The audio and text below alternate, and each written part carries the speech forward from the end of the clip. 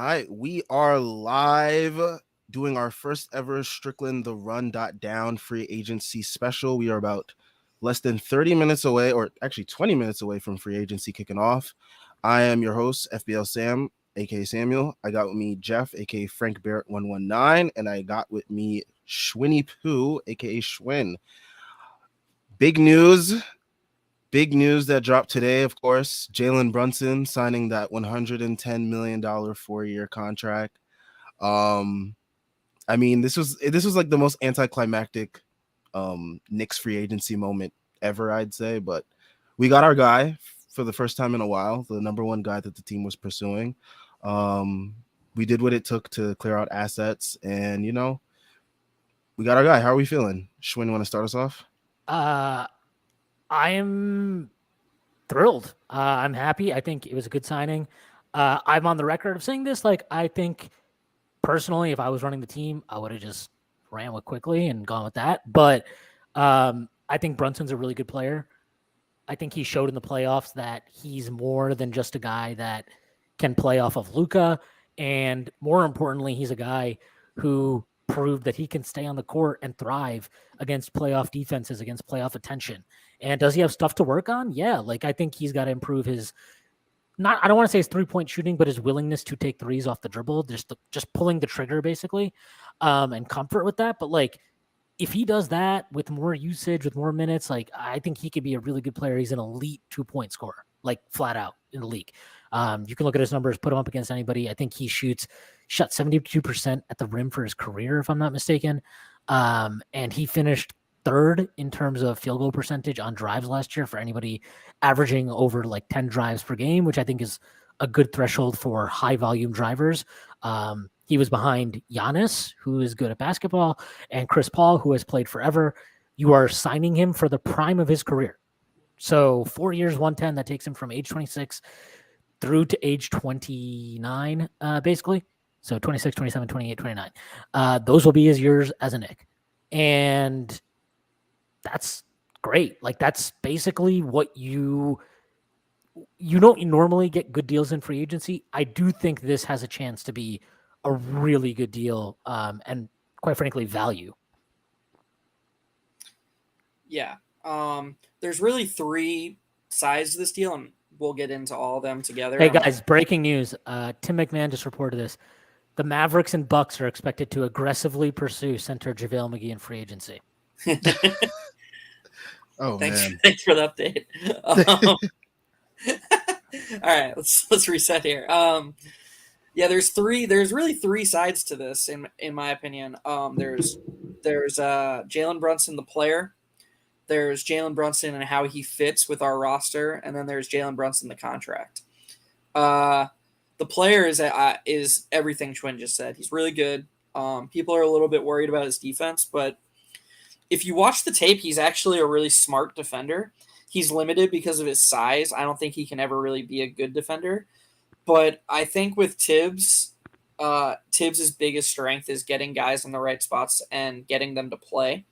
So when you watch Brunson, he's actually really good at like skirting screens and getting around them. And he's going to try really hard, or I hope he tries really hard, obviously. And if he does, I just don't think he can be too big a negative on that end. And then everything Schwinn said on offense is exactly right. He's a great 2-point player, which is exactly what the Knicks need. One thing Schwinn didn't mention, which is, in my opinion, really big for the spot we're in, he is a really good catch-and-shoot 3-point shooter, especially from the corners. He's deadly. He's 40%, over 40% the last 3 years on catch-and-shoot threes. So this makes him a bit of a cleaner fit with RJ as RJ continues to ascend, which is priority number one with this franchise. It just has to be. And the only other part about his fit with the team is you have to factor in Emmanuel quickly. People who watch, our streams probably get sick of us always bringing quickly up, but like he just has to. In my opinion, I know I'm in the minority of Knicks fans. In my opinion, he's just as important as RJ is to the future of this franchise. I'm that high on him. And then when you consider that he's a year behind him in the contract lens, like we have an extra year of control with quickly, in my opinion, he has to be just as important or almost as important as RJ Barrett. And so will Tibbs be willing to play them together? I think you have to. I think IQ is long enough to be able to play with Brunson. But if we go through a mediocre season where Brunson's playing 35 minutes a game and all quickly plays is the non-Brunson minutes, okay, that's a little bit scary. Like, I don't know how you guys would feel about that, but I wouldn't like that.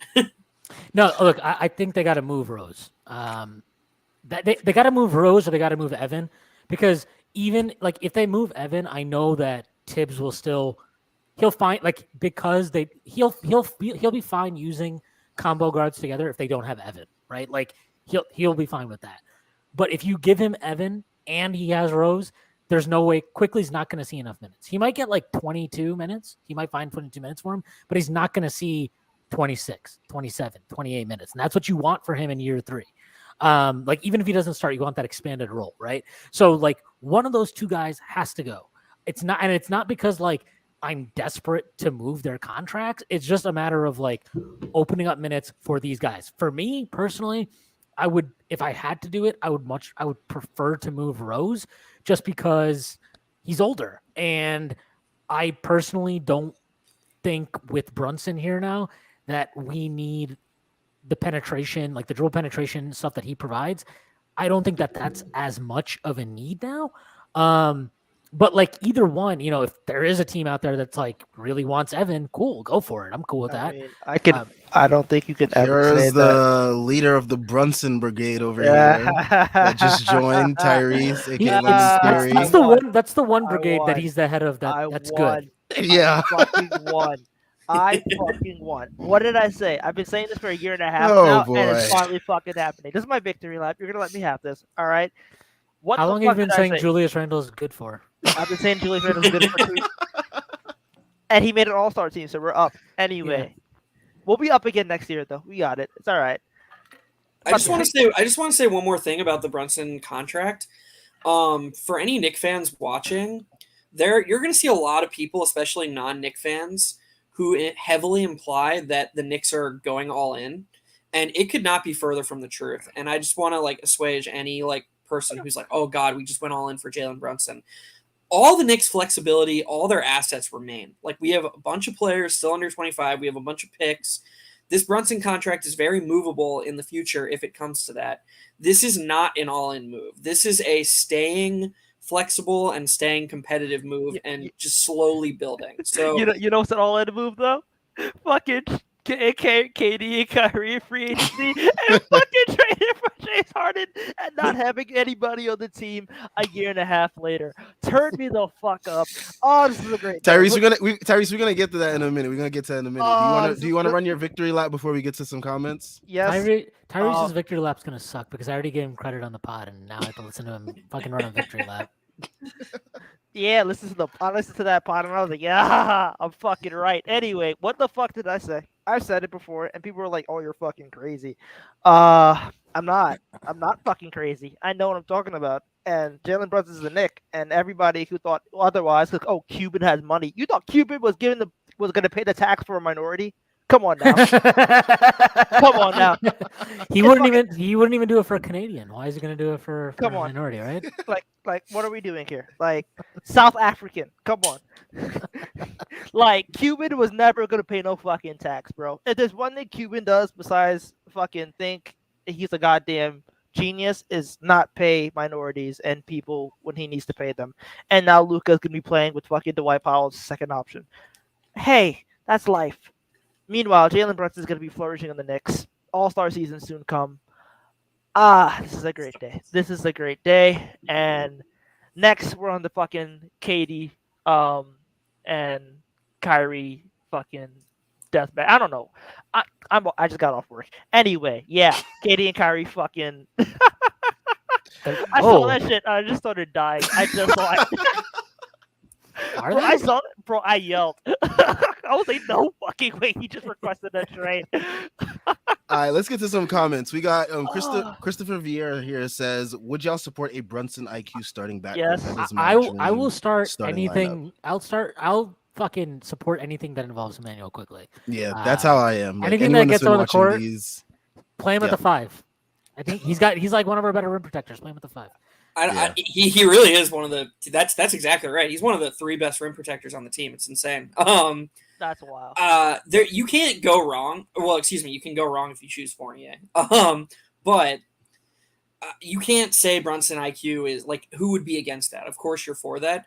If it were me though, I would start Grimes I would split Brunson and IQ as much as possible, but still get Brunson and IQ over 30 minutes a game each, if that makes sense. So basically always have one of them on the court, always have one of them or RJ running the show, and basically have IQ, Brunson, and Grimes be the 3 main cogs in the backcourt, because I think they're all really good. Obviously Brunson is the best, but yeah, you can't go wrong as long as IQ or Grimes is in the backcourt next to Brunson, in my opinion.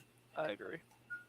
Yeah, everyone who's been watching these post game streams long enough has known that I am a big fan of Manuel Quickley, and any chance to get him in the starting lineup, I am all for it. So, I don't know if you guys just saw this thing with Jaron Jackson Jr. Yeah, he got a foot fracture. He's out 4 to 6 months. Wow. Yeah. They should trade it. They should trade him for Kevin Durant. The Nets will be like, this is exactly like what we just had. A fucking cripple that never plays half the time. Oh man, let's get to some more comments. We have Vivek here saying Cuban lost money on NFTs. I mean, Cuban had money to lose. That's crazy. We have a very important question here. Hell no. If reduced role means like dude sitting in the back in a warm up, just like cheering, then if it means we can throw him, if it means we can throw him off like the Verrazano Bridge or something. I don't even want him giving out water to the team. Like, what are we doing here? No, he can't even be the Gatorade boy. I don't want him touching the cups. Shout out Nemo all the way from. Is it sunny Paris right now, Nemo, or is it cloudy? I never know. You always change the seasons on us. So thanks for joining us all the way from France. But look, I think the best thing about this, and Jeff, you just mentioned this, like this idea that there was this segment they ran yesterday on ESPN. It was like, are the Knicks does this move bring them closer to a championship, like a championship contender? And that's like the stupidest fucking lens to view this move by, because they're not making this move to be a championship contender. You can agree with that or disagree with it. You can have the mindset that if they're not a championship contender, they shouldn't be in the middle and they should just trade it all, tear it all down and suck again. But like, as Stacey Penn, my co-host, has pointed out many times, like, and Tyrese, you mentioned this also, like, the young guys we have that we all love, they're too good to tank. Like, if you play quickly, RJ, Obi, Grimes, let's say they all played, if you got rid of the vets and you just played them and put some random dudes around them, they would win like 30 games probably, at least. And you're just not going to tank now. So like the reality is that ship has sailed unless you want to trade RJ Barrett. You have to trade, exactly. Quickly, like you have to trade everybody and start from scratch because they've drafted too much good depth. Like as soon as the 2020 draft happened and that season happened, you couldn't take anymore. You could not take anymore. Yeah, because we already knew at that point that Quickly was good enough to be a rotation player, and by the end of the season, Obi was good enough to be a rotation player too. So like, and then RJ obviously started the entire time. So yeah, like we were done. Like that was it. That was done. So what you have now is like, okay, you have a good by the way, the Knicks now, or at least on the roster, this is the best by far in my lifetime point guard play they have on the roster up and down, right? Okay. Jalen Brunson, Quickly, Derrick Rose, that's by far and away more point guard talent than they've ever had. Like in God knows how long. Probably since they had Mark Jackson and Strickland on the team, which is, before Tyrese was still swimming around in his dad's balls at that time. All right. So was I. So was I. Like, we weren't even thoughts in people's heads at that moment, man. That was a long time ago. Yeah. That was not in that head anyway. But it's gonna be that kind of game. Okay. No, but like the Knicks now, they have all of their picks still. And so like this idea they're locked in is stupid because why, right? Look at just an example, the Drew Holiday trade, right? Like that just shows you don't need to have cap space to make trades to improve your talent. They took Eric Bledsoe, who sucked by that point. Everybody knew he sucked. They added 3 first-round picks, 2 pick swaps, and they got Drew Holiday, right? And that's just what they did to make a big all-in trade. You can make like I promise you, in a year, if Evan's still here, right?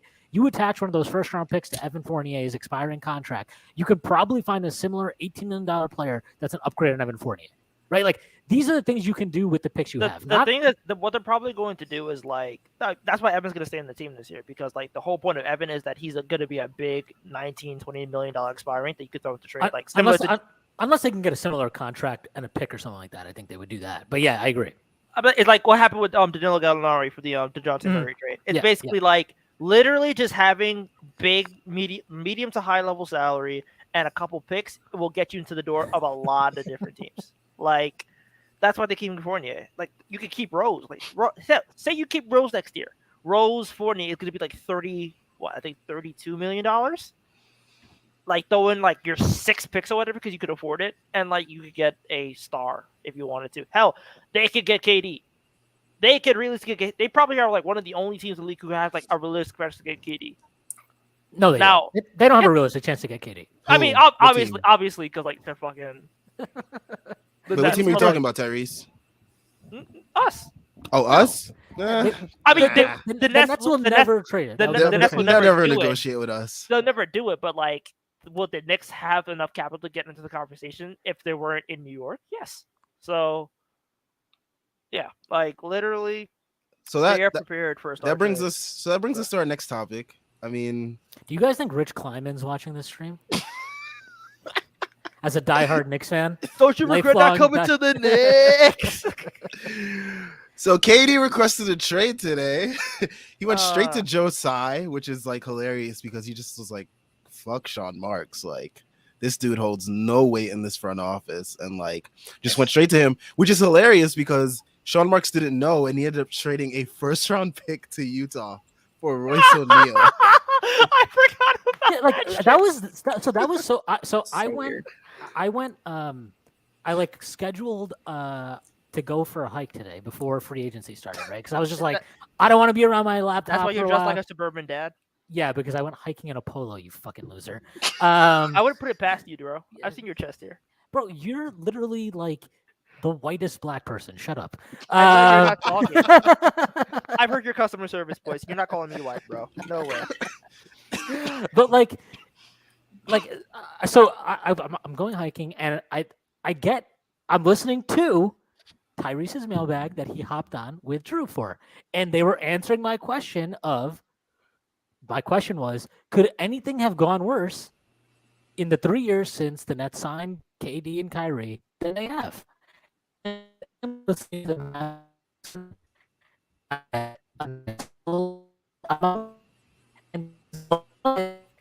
Oh boy, Schwinn, your internet you're lagging. You got the white man internet.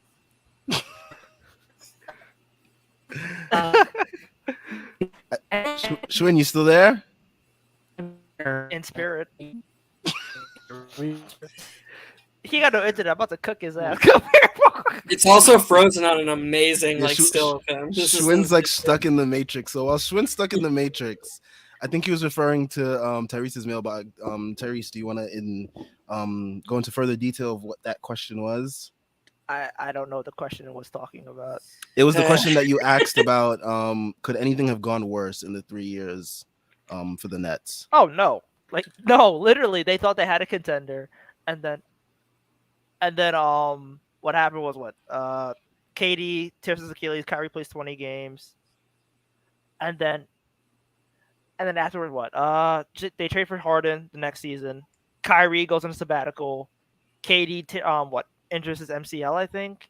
And then the year after that, Harden wants to trade. They lose. They get swept in the first round. Like literally, what went good for them? KD fucking stepped on the line, and that's their only argument.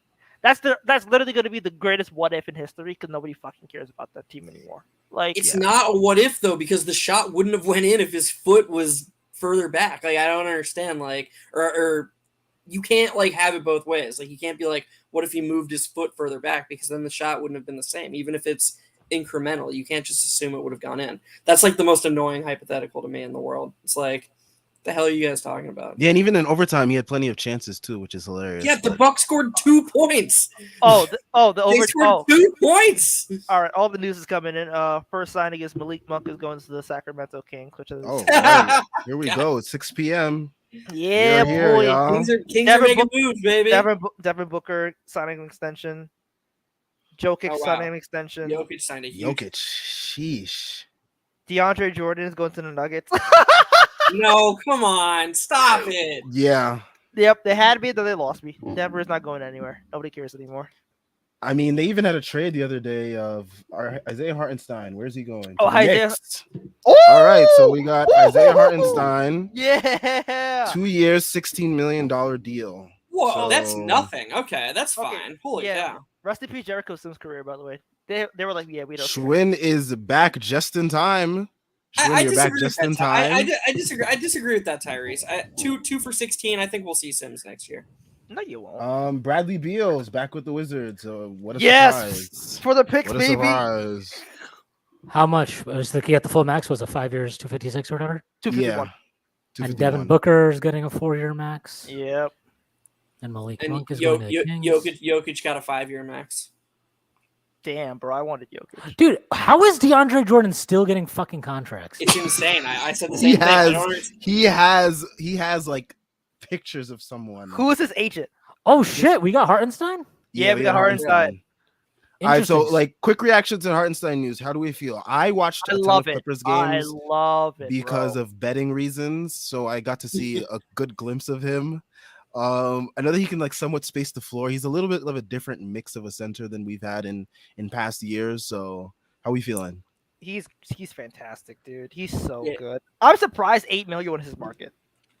Yeah, I that's mean- shocking to me. He's a permanent darling. Like he's advanced stats love him. He's good. I mean, yeah. I didn't realize when we were talking about it on Twitter earlier today, and I was like, I wouldn't like it if the Knicks got him because Sims per dollar, like if he keeps improving, dude, it's gonna be tough for Sims to be as good per dollar than Hartenstein is for $8 million a year. Like that's a good ass contract in my opinion. And I think the key is that he is a different type of center to what we have. Mhm. Because if they gave the same contract to like, I don't know, I'm trying to think of some rim center out there that's good. Like, let's say if fucking Rashawn Holmes was in the market and they signed him. to this JaVale contract. McGee. Yeah, if they gave it to JaVale McGee, I would be like, why? Like, we don't need this type of center. We already have this type of center. We have two of them. Actually. Yeah. So I'm fine with this contract. It's probably not what I would have done, but like, it's fine. He's a good player. He's CAA, so he's part of La Familia, so that's all good. Shout out to Omar Yusuf, who has been in the Discord running an Isaiah Hartenstein agenda for like the entire season. He's won. So shout out to him. Yes, a lot of nepotism, as James is pointing out in the comments. But yeah, like I think this is good. Like Mitchell will be back. Hartenstein, Sims, like Sims will get minutes, man. Like it'll happen because of injuries and all that shit. Like he'll get minutes. He's still developing. I'm okay with that because I think Hartenstein is a good player. And you know, I was listening to, I think again, because Tyrese did like 7,000 Strickland pods this week. Actually, just 2. But I was listening to him on with Prez, and he was talking about how like because the Knicks have drafted well, it's harder for guys to earn minutes. And I guess like thinking about that, one of the things I was thinking about is like if Sims is good enough, he will prove it in time. Like it will happen, right? And I think yes, his minutes are going to be more limited. But if we're realistic about it too, like he was a 58th pick overall. Like the fact that we're even talking about him potentially In this giving us light? yeah, potentially giving us value, like that's a win within itself. Also, Anthony Simons just extended for 4 years, $100 million. So anybody Bobby who's Portis, 4-year, $49 million from Milwaukee. bro, do people Yeah. understand That how was- much fucking NBA players make? Like Anthony Simons had a half season of good play and got $100 million. That's Like, why I don't freak out to any contract anymore because dudes are just gonna get paid. This is how the league works now. If you want good players, you're gonna have to pay. Like that's just how it is. plus the cap's coming up, so people are paying more. Like Exactly. cap space is relevant. Who you signing with cap space next year? No, the best free agent next year literally might be fucking Andrew Wiggins if he doesn't extend. Do y'all how confident are y'all that we're re-signing Mitch?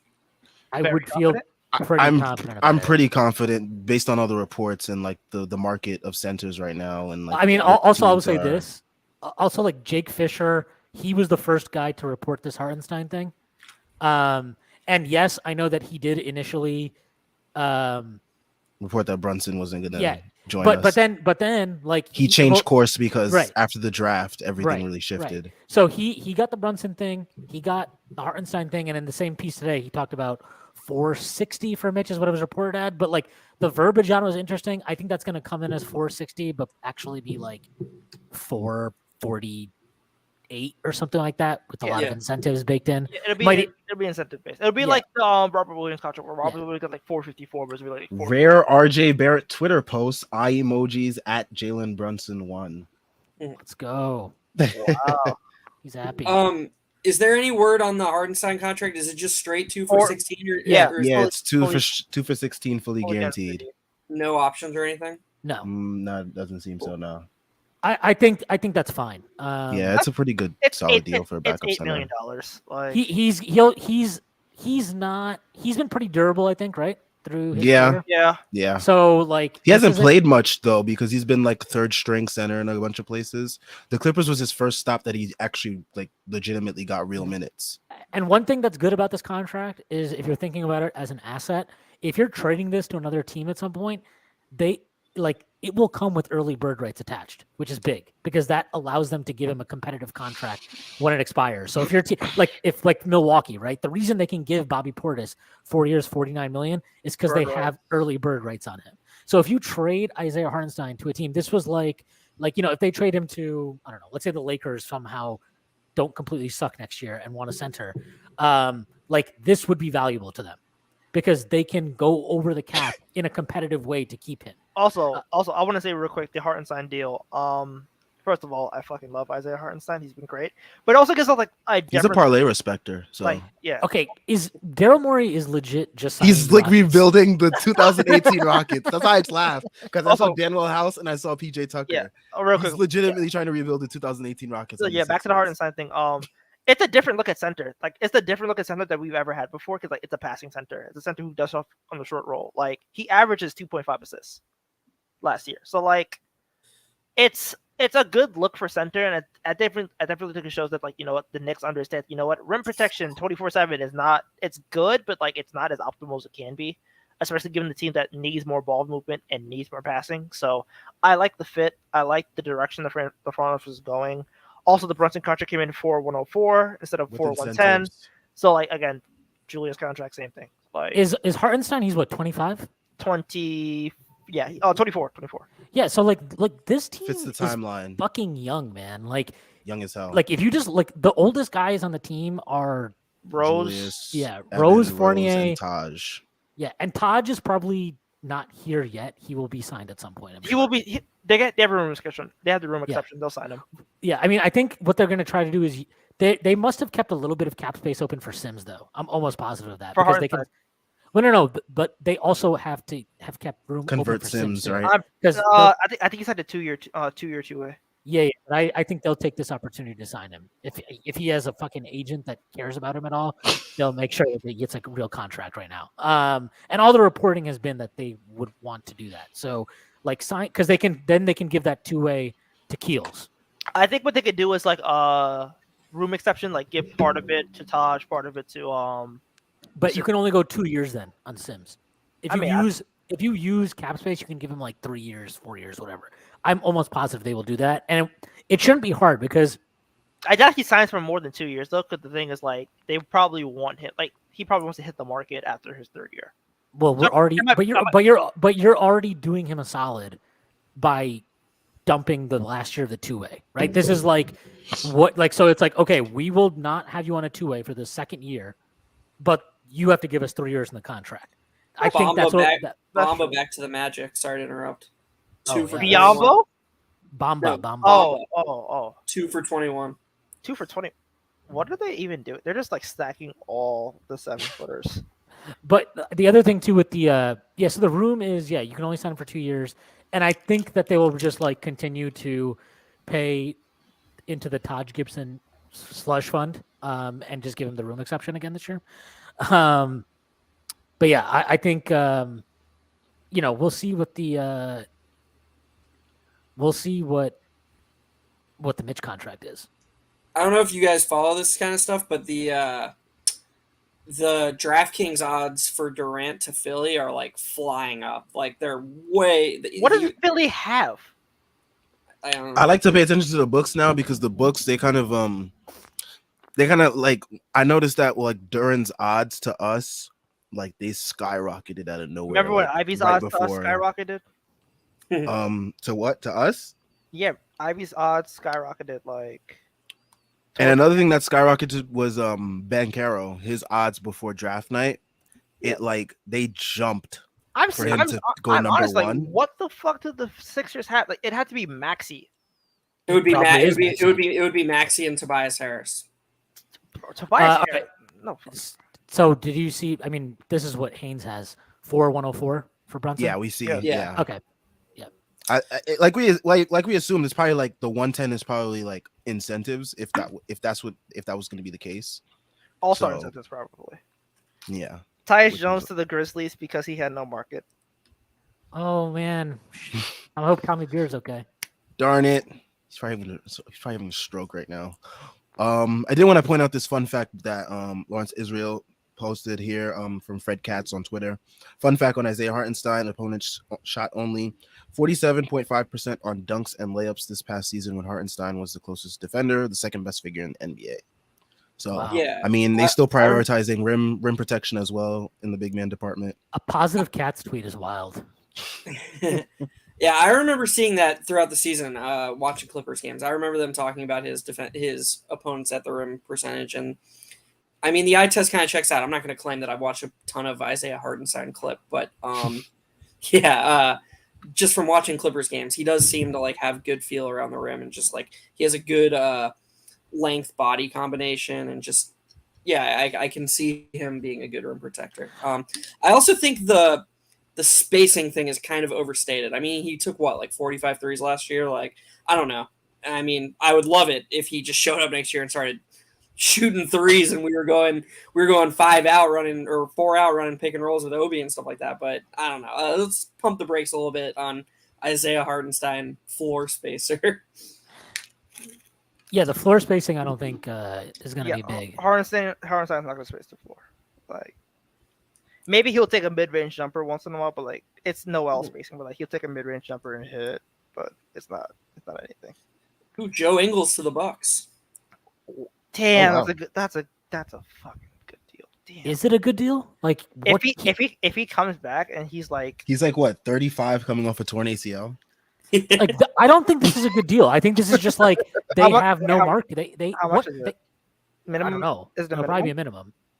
Because what else? Do I they don't know. have, It's right? like his wife that posted this or something. Oh, Yeah, it's his wife that posted it. So it's like we have no idea what the details are. Is that like an Aussie thing? oh. Yeah. This is a good post. This is from. Oh, it's from his wife. Yeah. This is from Chris Bernard in the chat. If Philly was to get KD, I'd guess Maxey, Thibault, Springer, Harris, and picks. They'd have I don't no know if- picks. No. So they gave away 23 is owed to the Nets, right? 23 is already? owed to the Nets. 25 is Okay. owed to the OKC. 27 is owed to the Nets. Is 25? 25 Yes. is weird though, isn't it? It's like 25 is some- owed to OKC because like it's like 1 to 5 protected or something like that. Okay, but, like, it's so- owed to OKC because they dumped So what I would guess what they're gonna do is they'll unprotect 27 and unprotect 29 and give away 29. 27 is unprotected. I'm pretty sure. Wes Matthews back to the Bucks on a 1-year deal. Oh wow, that's the Celtics must be happy. I thought West kind of gave them some good minutes. Yeah, last he year. was. He did. No, he was He really did. good. He was really good in the playoffs. But it's like that was just one where you're like, wow, you guys have jack shit without Middleton on the wing here. Yeah, it's like their Uh, wing depth was Yeah. sparse. It was Wes Middleton and Javon Carter fighting for their lives at the point of attack. Like, But like I even don't then, know. they didn't want to play Javon Carver in the playoffs. Yeah, that was crazy to me. He But wanted to play Bud's- George Hill. Shout out Bud Bud, was- always like shooting himself in the foot one way or He was- another. and they still would was- take Game 7, bro. Giannis is insane. Do you remember? Wasn't he playing like Jeff Teague serious minutes in the playoffs last year at one point? Yes. Yes. Yes. And Teague fans was the were backup point guard screaming. against Atlanta when Giannis was out. He hit a couple huge threes. Fans were screaming for him to sit him. Screaming. Okay, so this is what Begley just said. League source confirms Knicks and Isaiah Hartenstein are in agreement on 2-year deal. Barring something unforeseen, Hartenstein will back up Mitchell Robinson, who has been expected to re-sign with NYK. So wow, there you that's go. from Begley the God, who, if he's watching this for whatever reason, I want you to know that the Strickland was not trying to call you out last night. Don't worry about it. But yeah, like Thin we ice, just- Bailey. Thin ice. can we just talk a little bit about how the Lakers are completely fucked, by the way? Who's more Wait. fucked, the Nets or the Lakers?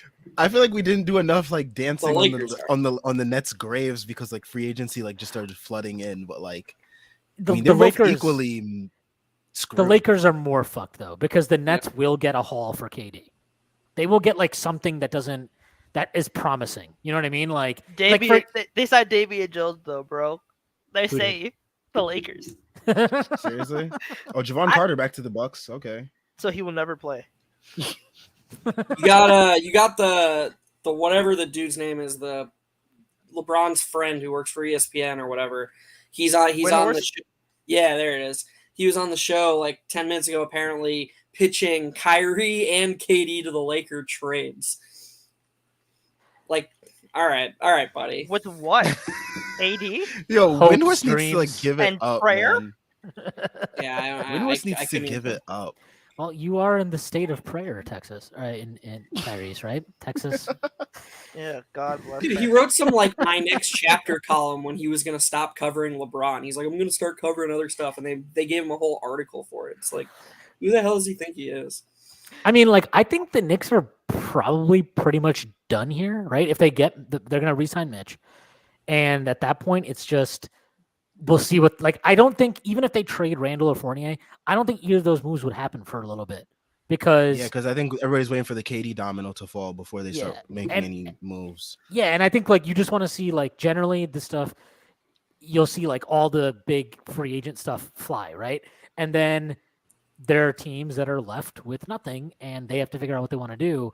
And so I think that's probably the best bet for the Knicks to move any of those guys is like some team just standing around with their dick in their hand with nothing else. Like they're going to be like, all right, well, I guess we'll trade for Evan Fournier. Or yeah, I guess Julius Randle makes sense. Like, yeah, I mean, we'll see what happens with the Rose thing. I really still think they should trade Rose. I know it's painful to help the Celtics, but trading Rose into their TP for like a couple second round picks or something just makes a lot of sense. So we'll see. I don't know.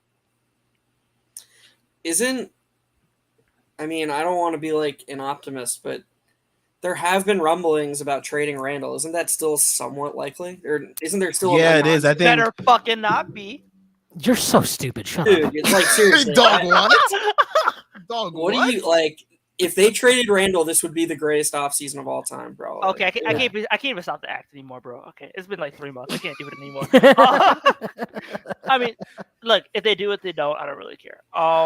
The trade I would do, and I would be honest, like interested in this because I don't know what the hell the Suns are doing because who the fuck knows what the Suns are doing at this point.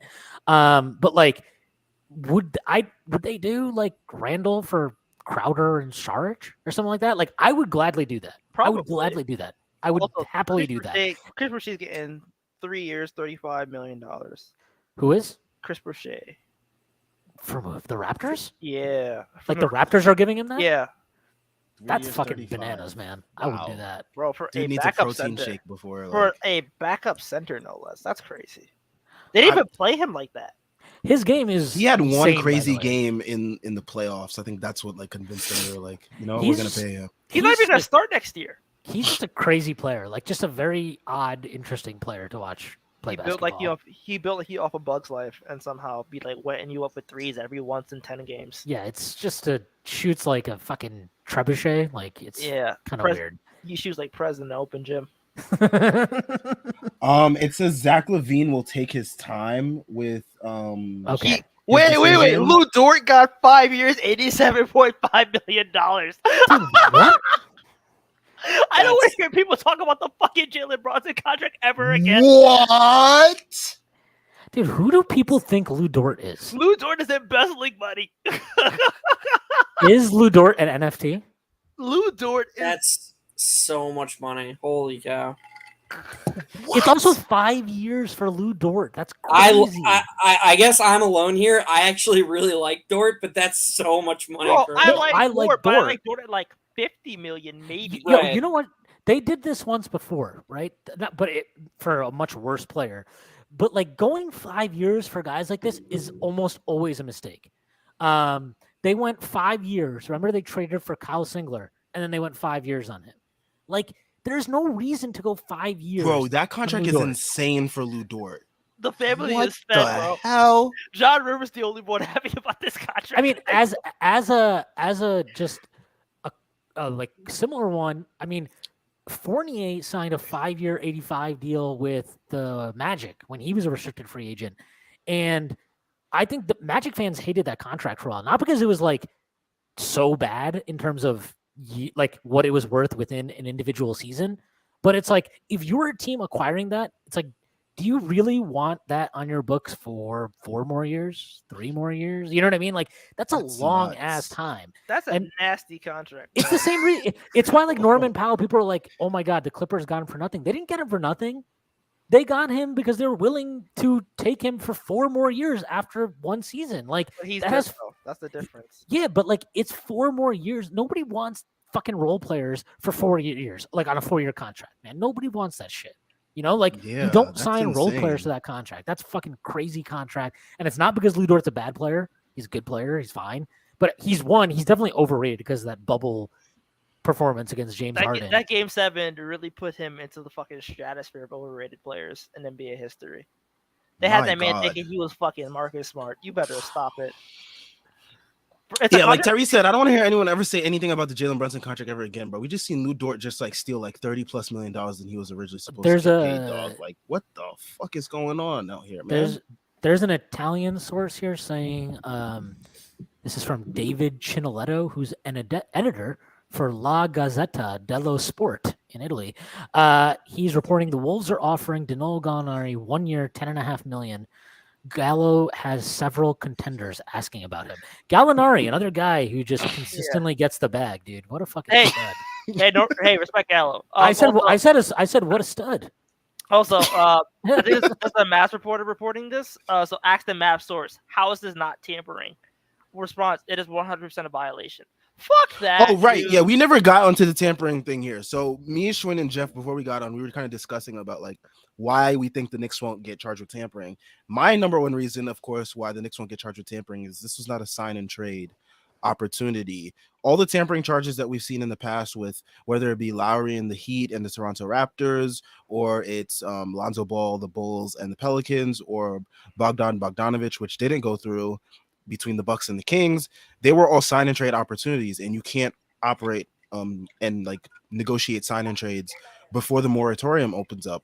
And this was just the Knicks finagling cap space, and they already knew that this person wanted to join their team, so they Bro, made it happen. The argument is going to be fathers can't talk to their sons, and the league is going to laugh at that shit. Like, are you kidding? Yeah, like we're not gonna get punished because of that. And even if we do, we have like what?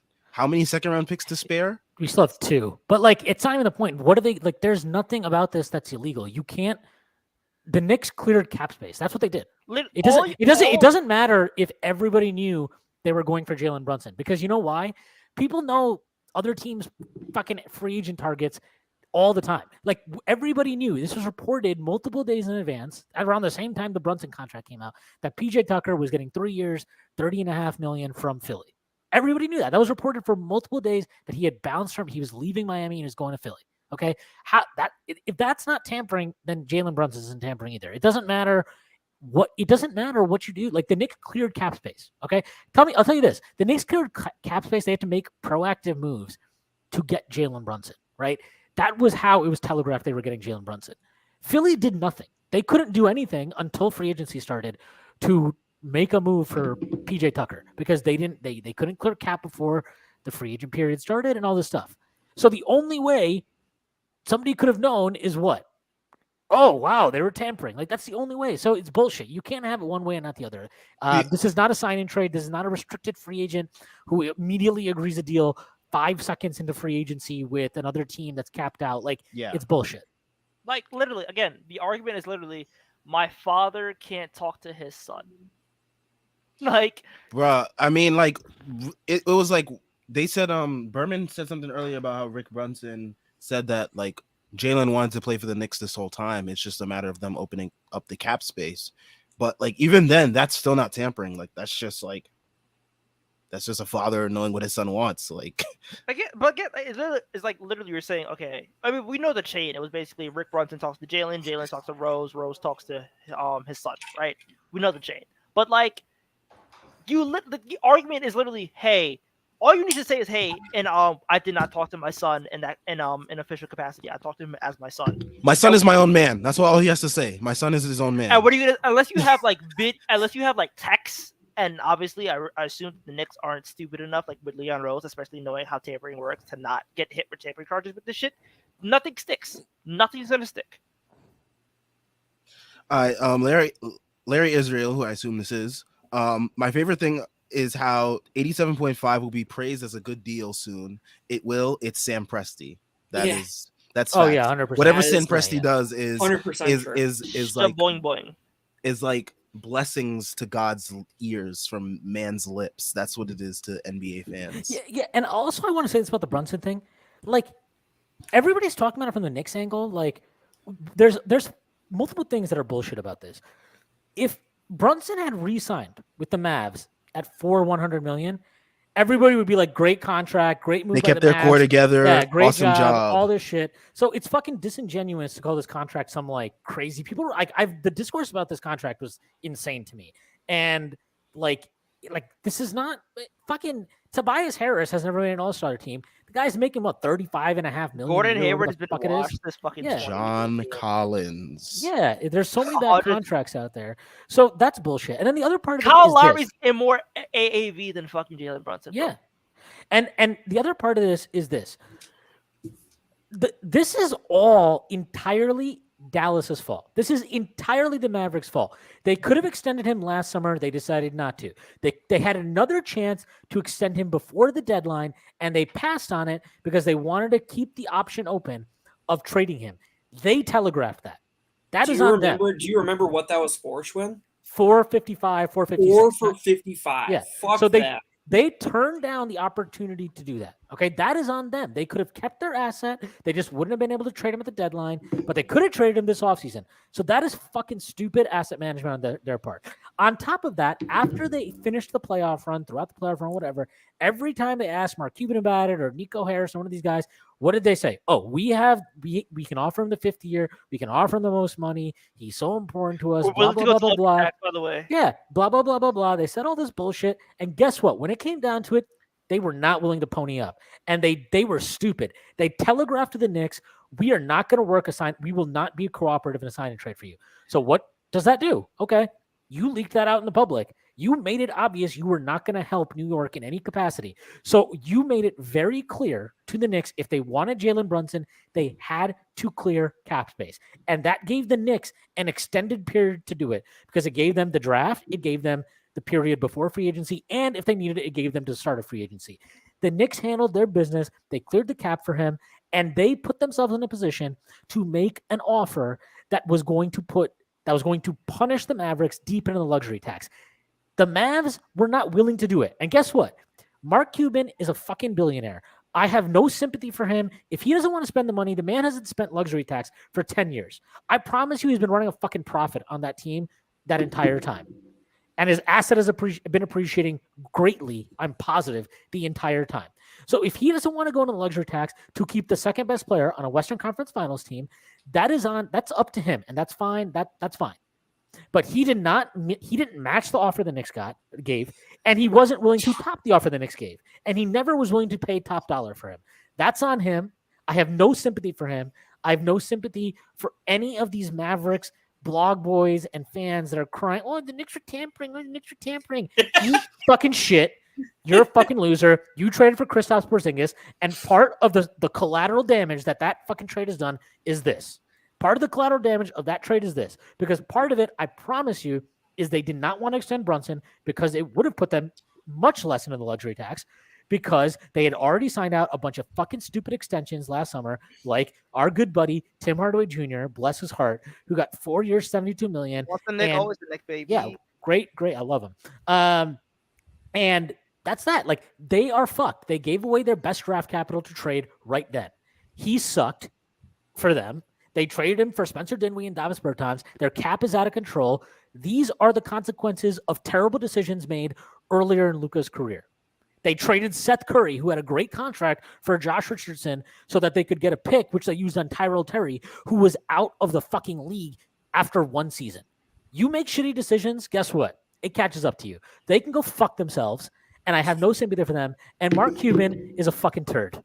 Also, by the way, remember when Nico Harrison was supposed to be the fucking mastermind who can? Oh yeah, because he came from Nike and he has all these connections and all this other shit. Like, shut up. A Miami insider just said that Miami proposed an official submitted an official trade offer to the Jazz for Donovan Mitchell. I wonder what it was.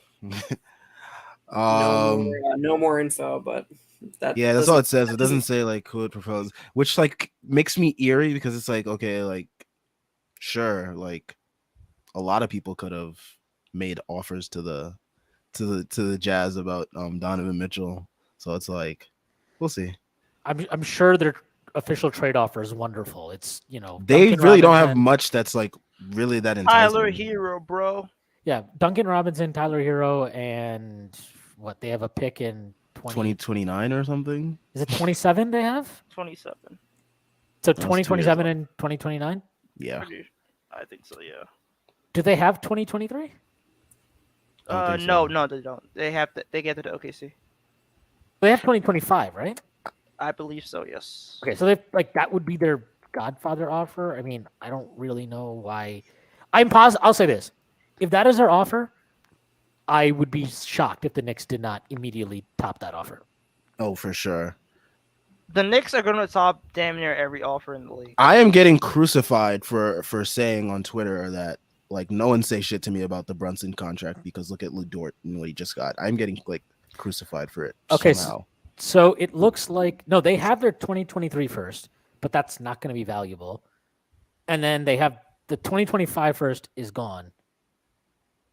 So they can trade 2023 and 2027. And 29, I guess. Yeah. Okay. Yeah, the Knicks can top that offer in about. If the Knicks put their 2023 pick, if they put both 2023 picks on the table, that's like probably already a better offer. Again, like who is beating the Knicks if they want to start right now? Except for the Thunder. Not much. Not many teams. Oh, but why would we trade 11? Like, this is why. So, I mean, I guess this can like easily lead into the DeJounte Murray trade, which is hilarious. A fucking fleecing for my Spurs, baby. Let's go. What? DeJounte Murray, trade.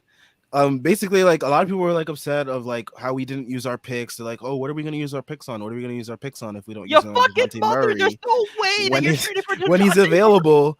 And it's funny the timing of this because I was saying right before we got on here, I was like, it's funny that the Hawks, they probably would have had one of the best offers for Kevin Durant, and they just gave away all their assets basically in this DeJounte Murray trade, which is Thad Young back to the Raptors, 2 years, $16 million. Yeah, the Raptors, they're basically like running it back, which is like hilarious. Why would you run this team back, bro? Like, I would hold off. I don't know. We'll see if free OG. If the Jazz, nobody cares about that mid-ass player that you stand.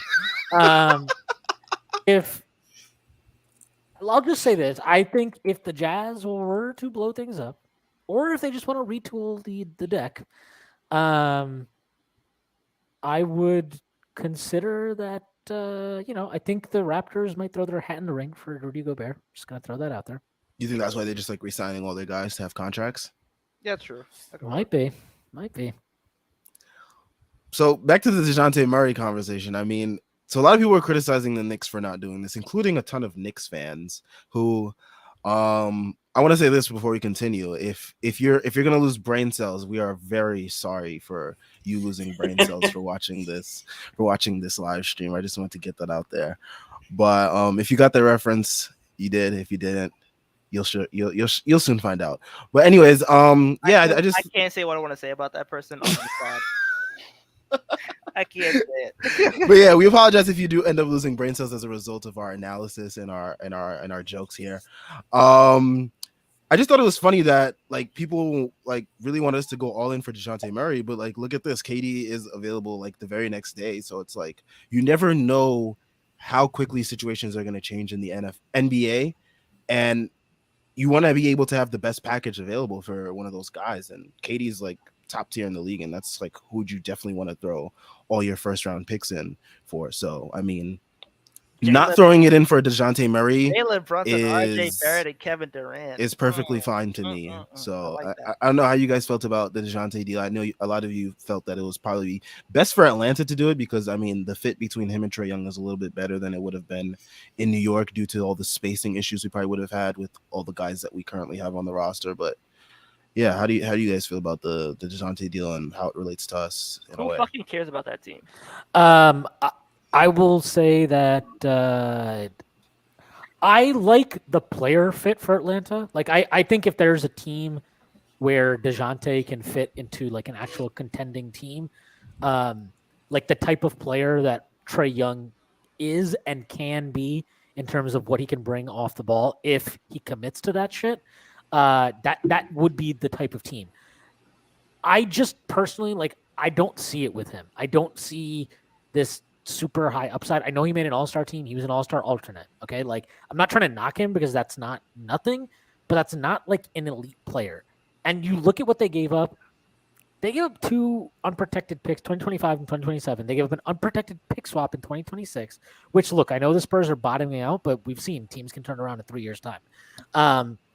And they gave up the pick that we gave them for Cam Reddish. Once a Nick, always the Nick. That draft pick. I hate the fact that we helped them with this, but like, yeah. I don't at all because Cam Reddish is better than that pick. Cam Reddish fucking sucks. Stop it. You suck. You like Julius Randle. I don't care what you say. Cam I don't care. You like Julius Randle. You like Julius Randle. Look. You like Julius Randle. You're like Julius Randle. Cam Reddish? How shameless are you? You like Julius Randle. You like Julius Randle. You were at the fucking Puerto Rican Day Parade. You like Julius Randle. Over 40%. Shut the fuck up, man. You like Julius Randle. You were the one person at the Garden when he gave a thumbs down that was like, I love this guy. I love his energy. This is the guy we need here. Shut up. And you're fucking watching Cam Reddish high school take talk about he can still. I literally have not said anything about Cam Reddish. I just think it's a good upside bet. No, it's that's not. Okay, fine. You're right. Cam Redish's upside is fucking. Let me just say, so like, if Miles Bridges, we'll see what happens with him, but that pick might not convey for a minute, bro. All right, but no, to go back to Detroit, like, I don't know. I don't really like giving up that capital. And here's the other thing about it. This is a smart bet in some ways from the Spurs. They got Atlanta to essentially not hedge any risk that DeJounte leaves. Because DeJounte in 2 years' time is an unrestricted free agent. So if he is just like, if he gets a max offer from another team, let's say another team give him 4 years, whatever the fuck it is, I think it's like $160 million or something for him. If there's one team willing to give him that, and he's like, if you do not give me 5 years a max or 5 years, $210 million, whatever the fuck it is, they have to give that to him. Unless they're just like, fuck it, he's not worth it, we can't do it. And then at that point, they're out those first anyway. So they have put themselves in a pretty shitty negotiating position there. I don't like that. They have no protection against it if he leaves, which means he has them by the balls. And he is represented by who? Rich Paul, Clutch. They are going to get a max contract. He is going to get a max contract there. And I am not convinced that, like, I know he's got this nice contract now, but that's a nice contract now. So they better cash in now. But when in 2 years' time, he's getting a max, and they better hope and pray that he's worth that shit. He's not.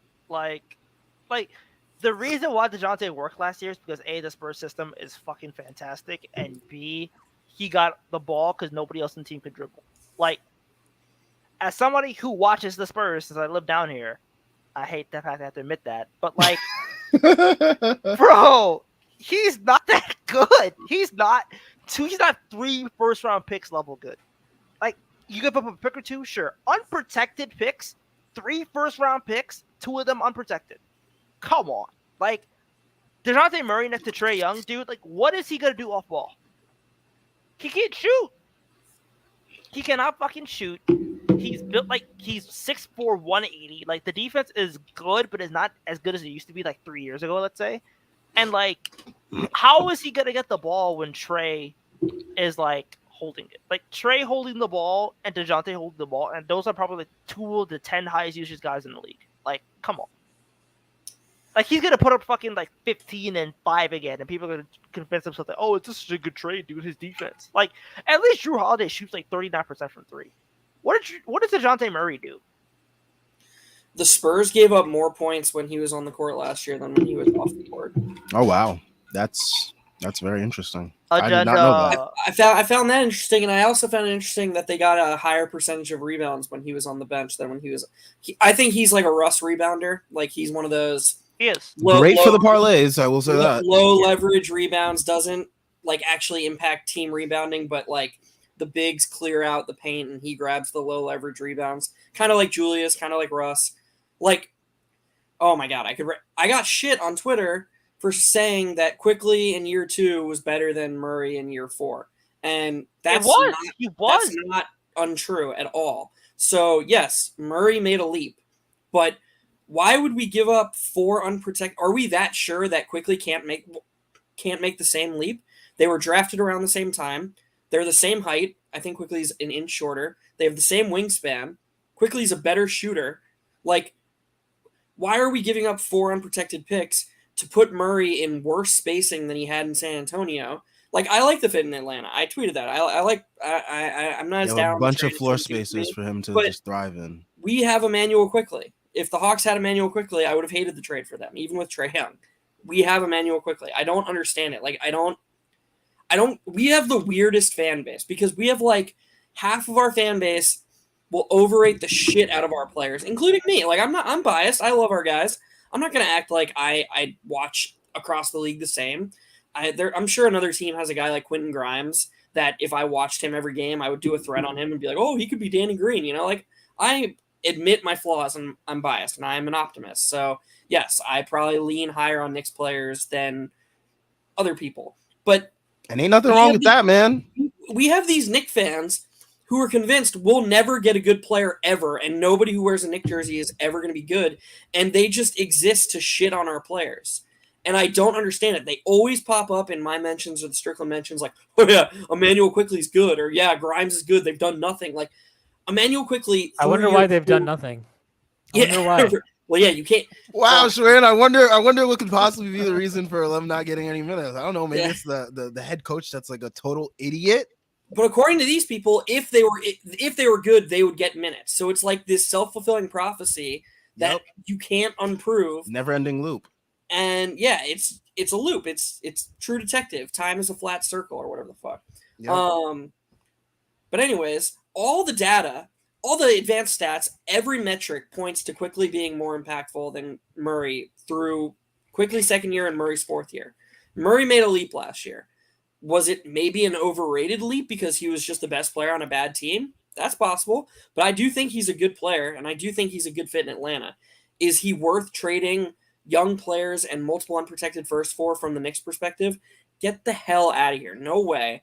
I don't know. The burden of proof is on the people who think Quickly isn't nearly as good as Murray to prove it to me how that's true.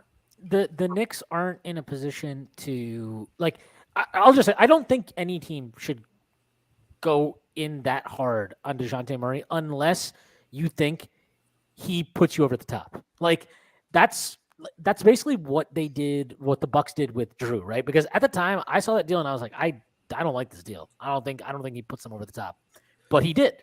He put them over the top and they won. So once you win a championship after that move, what the fuck are you gonna say? Who cares? Yeah. You won the championship. Like that you did what that move was made to do. This is more or less pretty close to an all-in move. I know Atlanta has some guys. I don't know what you're getting for them. Like, John Collins they've been, fucking shopping him out. They've been trying to rent this guy out forever. Nobody wants him, right? Nobody wants to give up value for him anyway. Herder, what are you going to get for him? Like, I think the best you're going to get for these guys are expiring contracts. Like, and maybe you'll get They've been a playing late- Y swap with fucking John Collins for like 2 years now, and nobody wants him. Yeah, Like, it's nasty. exactly. Yeah, nobody wants this guy. Herder's like, whatever. He's a They okay treated him like player. the dude in class who used to like animate. Like, nobody wants him. It's nasty how little people want John Collins, bro. They treat him like he got cooties. I got shit for shitting on him when we played each other in the playoffs. What was it, in like the 21 playoffs? And We can talk about I that. said what he was. I said he was just a lob threat that was benefiting off Trae Young. He can't create his own offense, and people shit on me for that. They were saying, "Oh, I'm just a pissed off Knicks fan that I'm mad that the Hawks are beating our ass." Like, Great, just couldn't see- fantastic. John Collins still can't dribble twice. exactly. Like, just because I was pissed doesn't mean that like I was wrong about my analysis. Like, that's just who John Collins is as a basketball player, and it took Hawks fans long enough to see that. Can John Collins make a lefty layup though? I need to ask M grads. How is John Collins at the elbow? Who is All he right, at all the right. elbow? Schwinn, I got to ask you. Yeah. So there's more and more rumblings right now of Kyrie to the Lakers. That's heating up on Twitter right now. It's happening. That's happening, by the way. So let's just say hypothetically. You want the Russ contract? Is that what you're talking No, about? I'm just saying. Let's just say no. This isn't Knicks related. Let's just say hypothetically, Kyrie goes to the Lakers and KD goes to the Suns. The Suns play the Lakers. Who are you rooting against harder, or are you just rooting for the building to like unravel? Oh no. I would root for the Suns for sure. Wow, really? Yeah, I like Devin Booker. I just thought you hated Chris Paul. I do hate Chris Paul and I do hate Kevin Durant, but I doesn't? How do definitely you hate Chris Paul? Who doesn't hate Chris Paul? What? I don't. You have the worst taste in players. Oh my god! How do you I hate like Chris Paul at the elbow, bro. Yeah, you like Chris Paul. You like Julius Randle. Go get the fuck out of here. And your webcam. I like doesn't work. I like Jalen Brunson, bro. Yeah, but you like Chris Remember Paul, when so that just evaporates all the goodwill you built. But like, no, I mean, I'm never gonna root. Kyrie sucks. I hate that guy. Like, fuck him. And I cannot. LeBron stuff. Like, no, I'm out. I don't need to hear any more about LeBron's greatness. And like, this was they'll get Kyrie, and I'm gonna have to hear about how like LeBron's like mentoring. Like, he was always the mentor for him in Cleveland, and he's got him back under his It's wing. his father figure. Yeah, it's gonna be like so creepy. It's gonna be and so weird. weird. It's, Yeah. I just can't. Yeah, no, I'm good. Like, my thing with Kyrie though too is like, if I actually think the Mavericks should trade for him. I think they should. Like, if they have what? They have all these fucking contracts, right? You are not like, I know they had all these good vibes and fucking, what was the Doc Rivers that Ubuntu, right? That was the one with the Celtics used back in 08.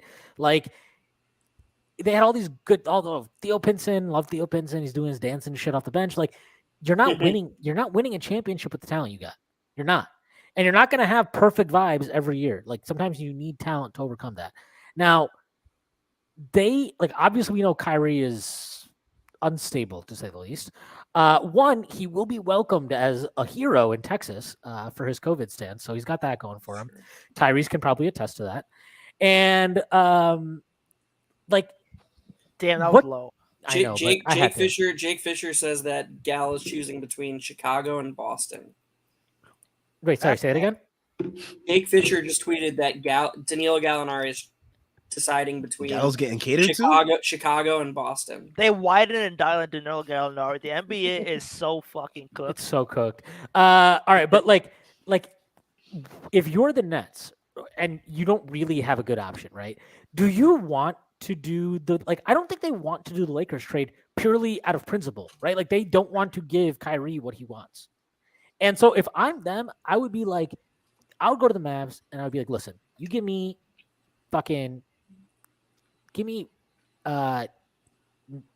Reggie Bullock, give me Davis Bertans, and give me Dinwiddie. Give me those two guys, and I'll give you Kyrie Irving. And you throw in like a protected pick or something. I would do that. I would do that if I were Brooklyn. Because I would just be like, fuck this guy. I'm not giving him what he wants. And if he wants to go to LA, that's cool. He can figure out how he's going to get a payday there next year. That's not my problem. Kyrie Irving and Luka Doncic is literally going to be fucking your turn, my turn, ISO ball to the nth degree. It'd be so hilarious. Okay, no. But here's the difference. Like, Luka is actually, like, who did Kyrie play his best ball with? Like, who did he win? You won with LeBron, right? LeBron. I'm not saying Luka is not as good as LeBron was overall, but like, offensively, the type of player he is, that is who Kyrie plays the best off of. Somebody who is a playmaker and can run the offense, and then he can do his fucking 27 points per game The bullshit. thing is, like, my only counter to that is like LeBron has the patience of a fucking saint, and Luka Doncic literally gets like. Right, 10 but things every it's fucking 1 year. It's 1 year. You're Fair. not like. And do they really want the Dinwiddie contract? You know what I mean? Like they don't really want that contract. And I know Reggie Bullock was good for them. Is he so good for them that you can't take that risk? I think you should take that risk if you're them because they don't have good options to add talent. And like as crazy as Kyrie is, as unstable as he is, when you're in the position they're in, you have to bet on talent. And if you can get Kyrie at a cheap price like that, it's worth it to me. I think it's absolutely worth it. Wow, 3 for 40 from Marvin Bagley from the Pistons. What happened to the sport we loved? 3 for 37. Bro, Troy Weaver, if you go look at his free agent contracts that this motherfucker's given out for 3 years. He has no. I don't care. Bro, that Mason Plumlee one was nuts. Like I'm like, it's cool that they keep getting really lucky and fortunate in the draft, but like this fucking guy has no idea what he's doing in free agency ever. These contracts are fucking insane every year, and within like 3 months, you're like, oh yeah, they're shopping this guy. He's paying black men and helping families. Kelly Olynyk is black. I said helping families too. Man, those contracts, like the one that got me was the Mason Plumlee one. That one was crazy. Yeah. It's that was like what was 327, right? I think at the time, and it's just like, so. Who the fuck? Who were you outbidding for that? Yeah, like who are you bidding against for a Mason Plumlee contract? Oh man, Indiana. Speaking of Indiana, what is Indiana going to do for this free agency? Because I mean, nothing. Brogdon. Can I read off a Brooklyn Netcast tweet, please? Yeah, sure. Please do. Debate a wall. The 2022 Nets downfall is worse than the 2013 Nets downfall. It absolutely is. Hold on. Never has a professional sports team been in a better spot to win a championship, only to have the owners' ego be the sole reason for the downfall of the franchise. How are these Nets fans so deluded by these guys that they think the only problem here was the owner's ego?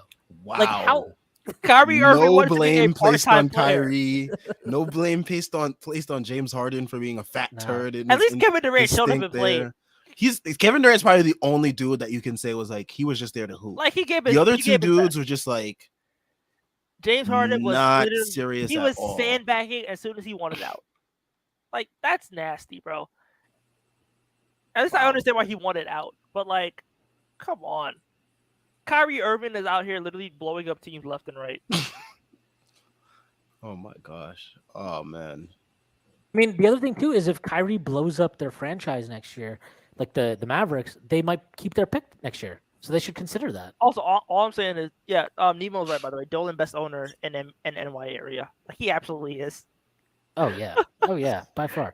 I mean, Joe Tsai is out here literally getting bent over by the damn KD Kyrie connection. KKK, by the way, and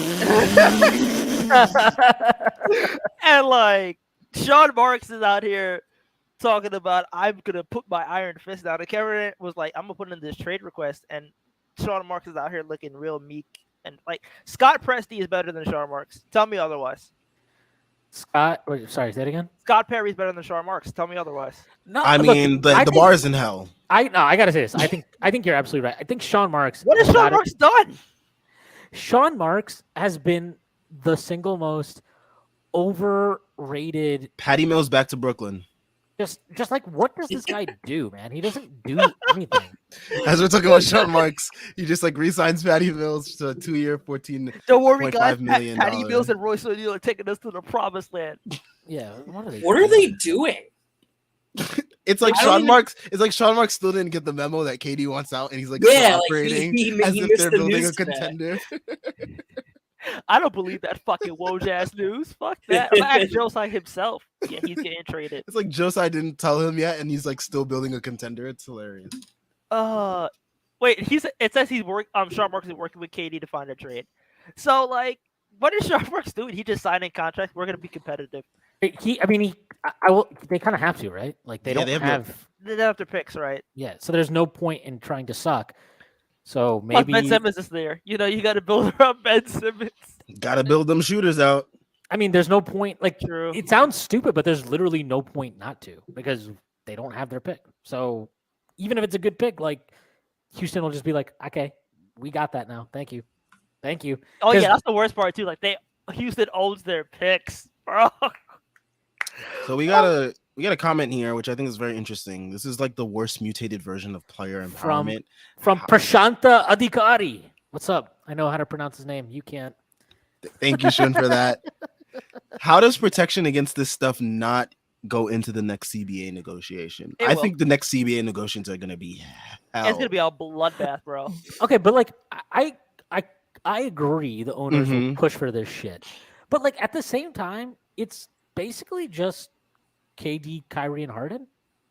And Simmons to a lesser Simmons. degree. Okay, so it's like four Like guys. all the Nets. It's like Yeah. everyone just like look at the Nets and don't do what they And- do in the and I next gotta CBA I negotiations. gotta say this about Harden. Like looking back at it now, he was just ahead of the curve. He was like, "Dad, no, get me the fuck out of here." Like these guys, this shit is done. Like he at least let them. And that like kills Schwinn to say anything good about Harden. Yeah, no, I don't. But like, And that but, like, kills me to agree with it. Like, but he was right. Like, why would you want to fucking stay there? And then so I agree. Like, I don't know how you protect against it, but like this stuff. I mean, this has always been this is why everything about that franchise from the moment they signed those guys was so fucking gross because they had like lauded themselves for 3 or 4 years about this fucking culture they brought. Oh, our culture and fucking that buzzword culture. we bring our families on the team flights and fucking Sean Marks fucking so cringe. gives everybody a handshake and he's at the practice facility talking to the fucking peanut vendor. Like, Oh, the who cares? practice facility is only Yeah. 0.7 miles away Yeah. from the fucking Yeah, stadium. Like, And they like did this shit, and then as soon as they signed these guys, this is why you know he sucks. Like I don't know. I watched The Godfather this week. Like I haven't watched it in a while, so I watched Godfather again this week. And like he says at one point, he's talking to Tom, and he's like, Tom Hagen, and he's like, "You're not a wartime conciliary." Sean Marks is not a wartime conciliary. He can only fucking win you the rebuild, maybe. But once you actually have egos and talent and stars in the building, he can't do it. We saw it. For 3 years, his idea of working with that was just to bend over backwards for these guys and let them do whatever the fuck they wanted. he was And- Cirque du Soleil Yeah. for a goddamn second Yo, round exit. And after 3 years, when you try to rein back control, that you can't do it. You cannot do it. It's impossible to do it. This was the only outcome. This was always the only outcome is they were going to blow it up because you can't give these guys free reign for 3 years. Oh yeah, we'll fire our coach. We'll hire Steve Nash, who you guys want here because he won't coach. Right? That's literally why they wanted Steve Nash because he wouldn't coach. Oh yeah, we'll trade all of these young guys who we have been praising constantly as examples of our culture and also, yeah, we'll trade them for James Harden because you guys want us to get James Harden. Oh, Kyrie, you want to go take off a fucking month to go to your sister's fucking birthday party in the middle of like the height of the COVID. He would have hit pandemic. the Cupid shuffle in front of a fucking party Yeah. with no mask on. Yeah, like what do we like? You let them do all of this shit for 3 years, and now you want to sit there at the fucking like exit presser and we got to fucking bring control back and Yeah, but like, he no, talks it's to the not he possible. talks to the media, bro. Good luck That's talking to the true, media about yeah. this. Oh yeah, by the way, I would have a seizure. and it's I still would have a didn't work. seizure. But I mean, all right, so we're like an hour into free agency. The Knicks have signed 2 players, Hartenstein and Brunson. How are we feeling? Let's take a temperature check in the chat and amongst ourselves. I mean, I think we all agree that they've done like a pretty solid job, and not even just today's moves, but just in general, like the whole offseason, they've done a great job in opening up playing time for the young guys, getting rid of contracts that they didn't really seem deemed desirable anymore, at least between themselves. They got their number one guy that they acquired. I would push back on that a little bit, Sam. I agree with you, Sam. I agree with you, Sam. That they've. I don't really think you can say vehemently that they've made a bad move yet, and it does appear that they're trying to open up space for the young guys. Yeah. But with Rose, Fournier, and Randall still on the roster, Yeah, I was just about to get to that. The jury. I'm sorry. All right, I'm sorry to interrupt. Yeah, no, that's all. It's all good. It's all good. But yeah, I feel like they're heading towards the right steps. I mean, we've heard that they're in discussions with trying to get rid of Randall, with trying to move Fournier. So like those opportunities are still on the table. We've heard the Bucks are interested in acquiring Rose. So we know there's interest in Rose out there. So it seems like the team is like generally moving towards, huh? What's the Bucks cap space? Let me see their payroll real quick. I guess they could give us We'd have to do what's his name, white boy, Todd Cruz Jr. Right? Grayson Allen. Yeah, I'd like that. Yeah, of course you would. As a shooter, as a Texan. Look, hey, listen, he might be dirty, but he's a decent shooter, and I'll take it. But so I'll go through some of these comments real quick. I mean, they're mainly W's. So we have W's. Zach says we stand with Hartenstein. we W do. in general. Progducto in the chat. How you doing, man? Bigger W if they somehow can drop Randall. Totally agree. Floki with a thumbs up. We have Jordan Bub with a W in general. Chat GM, definitely a W. I like our moves. Nemo, they have to bounce the roster and ship Randall to Pluto. I am 1000% with you there. Yep. I think Pluto's too nice of a place, though, so Damn. I have to ship him somewhere else. But I'm with you on that. Christopher Vieira, I like the moves, but agree with y'all. They still got to move Rose, Fournier, and Randall. The team can be fun to watch if Randall sent to They're the not moon. moving Again, they're not Randall moving to the They're not moon. moving all their contracts to trade. Like that's not. Yeah, I don't think they're I gonna think- move all of them. I think they will move one of. I think they move Rose. I think they might. I think they're gonna move one of. I think Fournier might go. I really do. Like I think. I cannot see that happening because again, you just saw what happened with Danilo Gallinari. So I I'll cannot tell see you. that I'll tell you why though. I think the report today that I thought was interesting in Begley's article that he dropped. I forget when it was. Probably like around noon or something. He mentioned that they were shopping Reddish with Fournier, right? And specifically they wanted a first round pick back. I think they want to move both of those guys for somebody that makes less money, and just to clear up the rotation. Now, if they could move Fournier by himself, I think they would be happy to do that because we know one thing about this front office: they don't want to trade. I don't think they want to trade Reddish for a loss, right? Like they want to get a protected first back, which is basically what they traded for him. What is Woj tweeting, dog? Free What'd he agent say? guard Jalen Brunson, armed with a 5-year, $160 million plus Mavericks offer, is headed into a meeting. He's with the New York carrying Knicks water. within the He's hour. carrying Yeah. water. He is doing the Mavs thing. He got Nico Harrison on the phone right now. He's like, "This is how you want it," just like this. Yeah, Okay, remember, make sure to mention the years. Yeah, like 5 Nasty. years. he wants to I think he's Lonnie probably, Walker going to the Lakers. Oh, that's actually I kind of like that. That's nice. it's a tampering cover up. That's what Woj is CAA. I did keep Woj is- forgetting that Woj is Woj is CAA. CAA. The thing is though, like, oh yeah, that's true. Right, Woj is on our corner. That's weird. Woj is like in our corner for once. So Lonnie Walker is the Malik Monk signing this year for them. Because If Malik you Monk could went get to the Sacramento Kings. 2021 Malik, if you could get 2021 Lonnie Walker, I'd be okay with that. I like Lonnie. Lonnie's okay. The shooting is a little bit. 1 year, $6.5 million deal. Oh, he got their MLE. That's nasty. Never mind. Isn't that what they offered to Malik Monk? And he said Yeah. no. Yeah, And he Malik- said like shove it up yours, and he went to Malik Monk Sacramento. got the Julius Randle fucking New Orleans deal, or like he got the mercenary deal. Those Lonnie Walker, Damian Jones laps are gonna hit though. You know, like Yeah, they are. Yeah. Rockets restricted free agent Jayshawn Tate has agreed to a $3 3-year, $22.1 million deal to return to Houston. That's from Shams. Whatever. He's I don't really care. 36, Yeah, he's like 78 years old. at least 90. He was like 35 in like the Rising Stars game. Like, dude, give it up. That was nasty. He actually made it over quickly. That was nasty. I'm still like pissed about that. Like quickly really did not make the Rising Stars game 2 years in a row, or Obi for that matter. But Precious fucking Achua made it. All right. God, Precious Achua.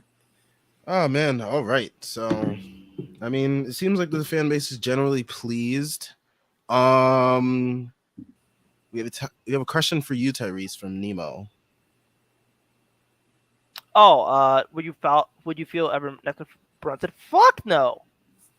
What? No, that POA defense would be nasty. Put me at the POA. I'm doing more than Evan. Like, come on.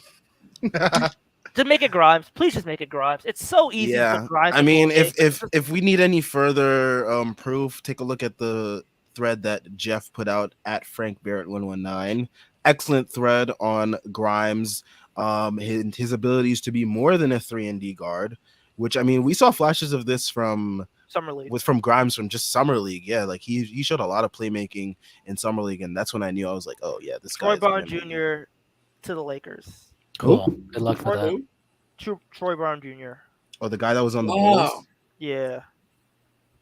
Oh no, the Bulls lost someone in the rotation. Oh no. I mean, Lakers are get fucking Kyrie though, so like whatever.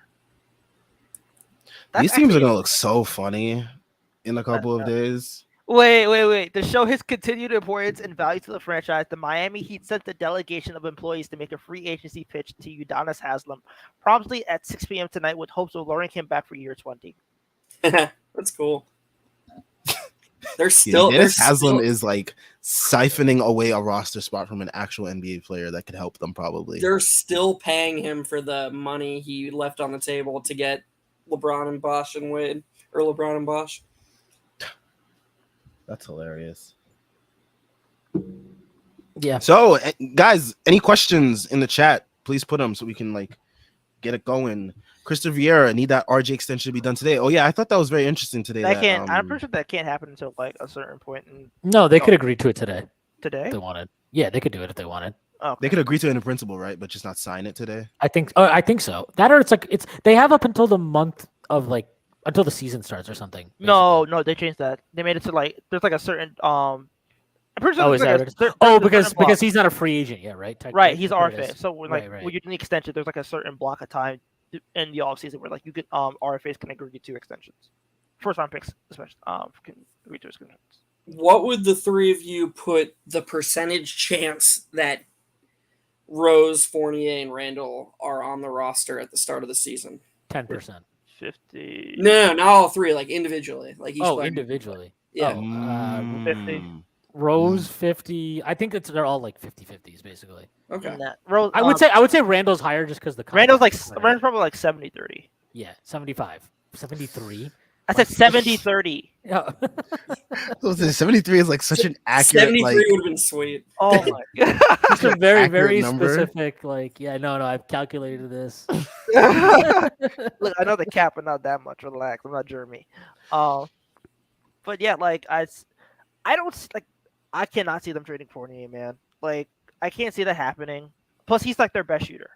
So, like, I can't see them getting like they need spacing. So, even if he's on the bench, like I think him in a bench role would like cook, especially with like Hartenstein, fucking top of the key Hartenstein playmaking. He's gonna cook. But yeah, I would assume under 2,900 minutes for Brunson. Law over. Over. Oh, this comment right here. Over Yeah. under 2,900 minutes. Over. Yeah, Brunson's probably gonna play. Brunson playing 3,000. This is a great one from Brett. If we keep Randall this season, what percentage chance you give for him to buy in and have a lower usage rate than RJ and Brunson? 100%. You think that? All right. Get off the ecstasy that you're on right now, please, Tyrese. No, I'm trolling. I mean, like, or I'm not gonna say it. No, I need people yelling at me today. I think as long as Randall's and Nick, he's gonna have the highest usage. Dibs has like already programmed in his mind that Randall is the guy that is going to get the bulk of like. I can't see that because Leon Rose basically went to bat for Jalen Brunson right now. He's probably gonna be like, yeah, this is his fucking team. Yeah, but like we've seen disconnect in the past between Leon Rose and Tom Thibodeau on like roster decisions and like rotation decisions. Fair, like, this but past season was a huge like, example of that. But then again, like Tom Thibodeau also knows Jalen Brunson, so like, and Rick Brunson's on the coaching staff. So, Sean, how do you feel about this question?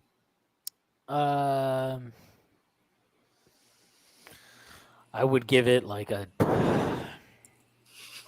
10% chance. Like, Randall's got to go. He's a fucking loser. He has a shitty attitude. He spent an entire year being an asshole to everybody on the team, on the bench, in the organization. He showed zero leadership. He played like shit. There's nothing good he did at all. He was terrible across the board. I don't know, like why would I believe this? Like he's been here for 3 years. He's been the highest usage guy for 3 years. He signed here, if we remember this, one of the reasons he signed here was definitely because he was like the prized free agent of that class. They clearly was like, yeah, this is your opportunity to be the guy. He's been the guy for 3 years. Every coach, he's been the guy for 3 years.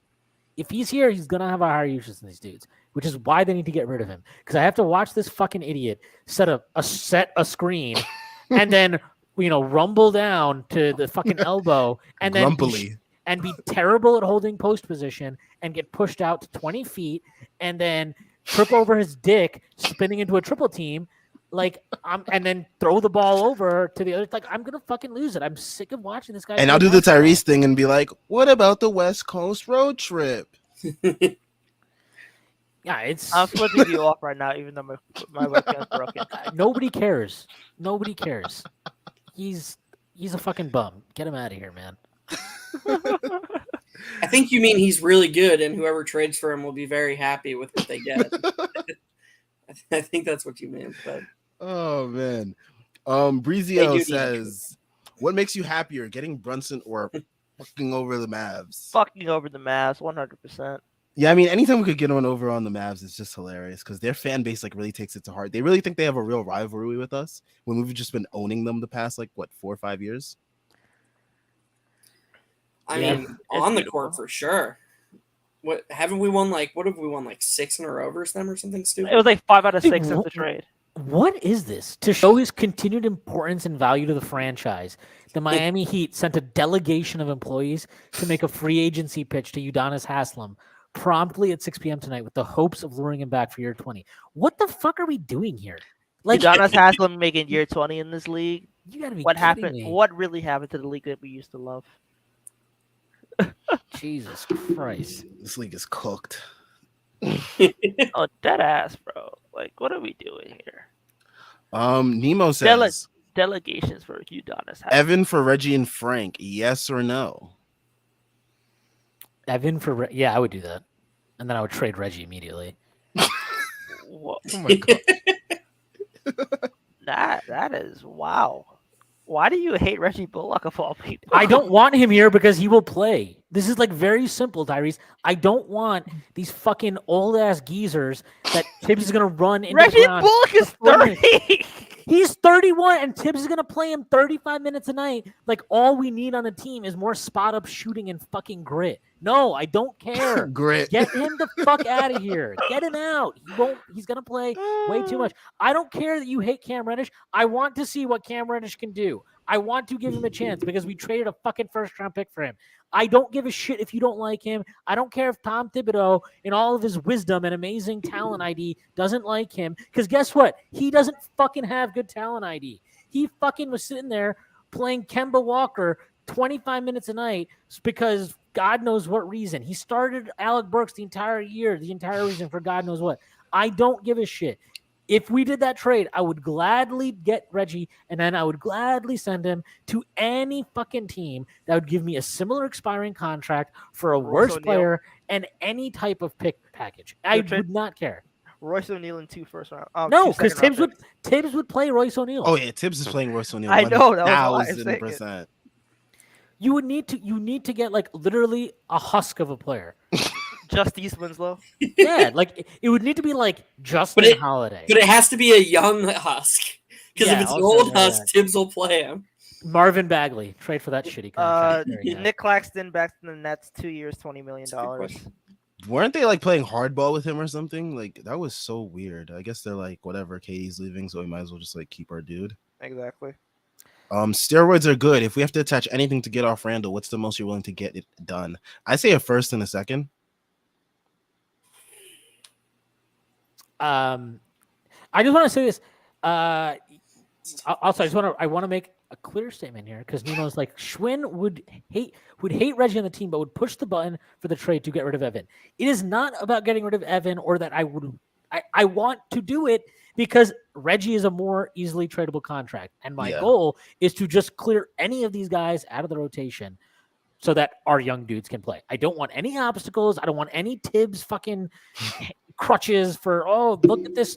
Yeah, you don't want any Tibbs toys. Nothing. No. That's why I call them Tibbs toys. Get them the fuck out. All of them. Just get them out. All right.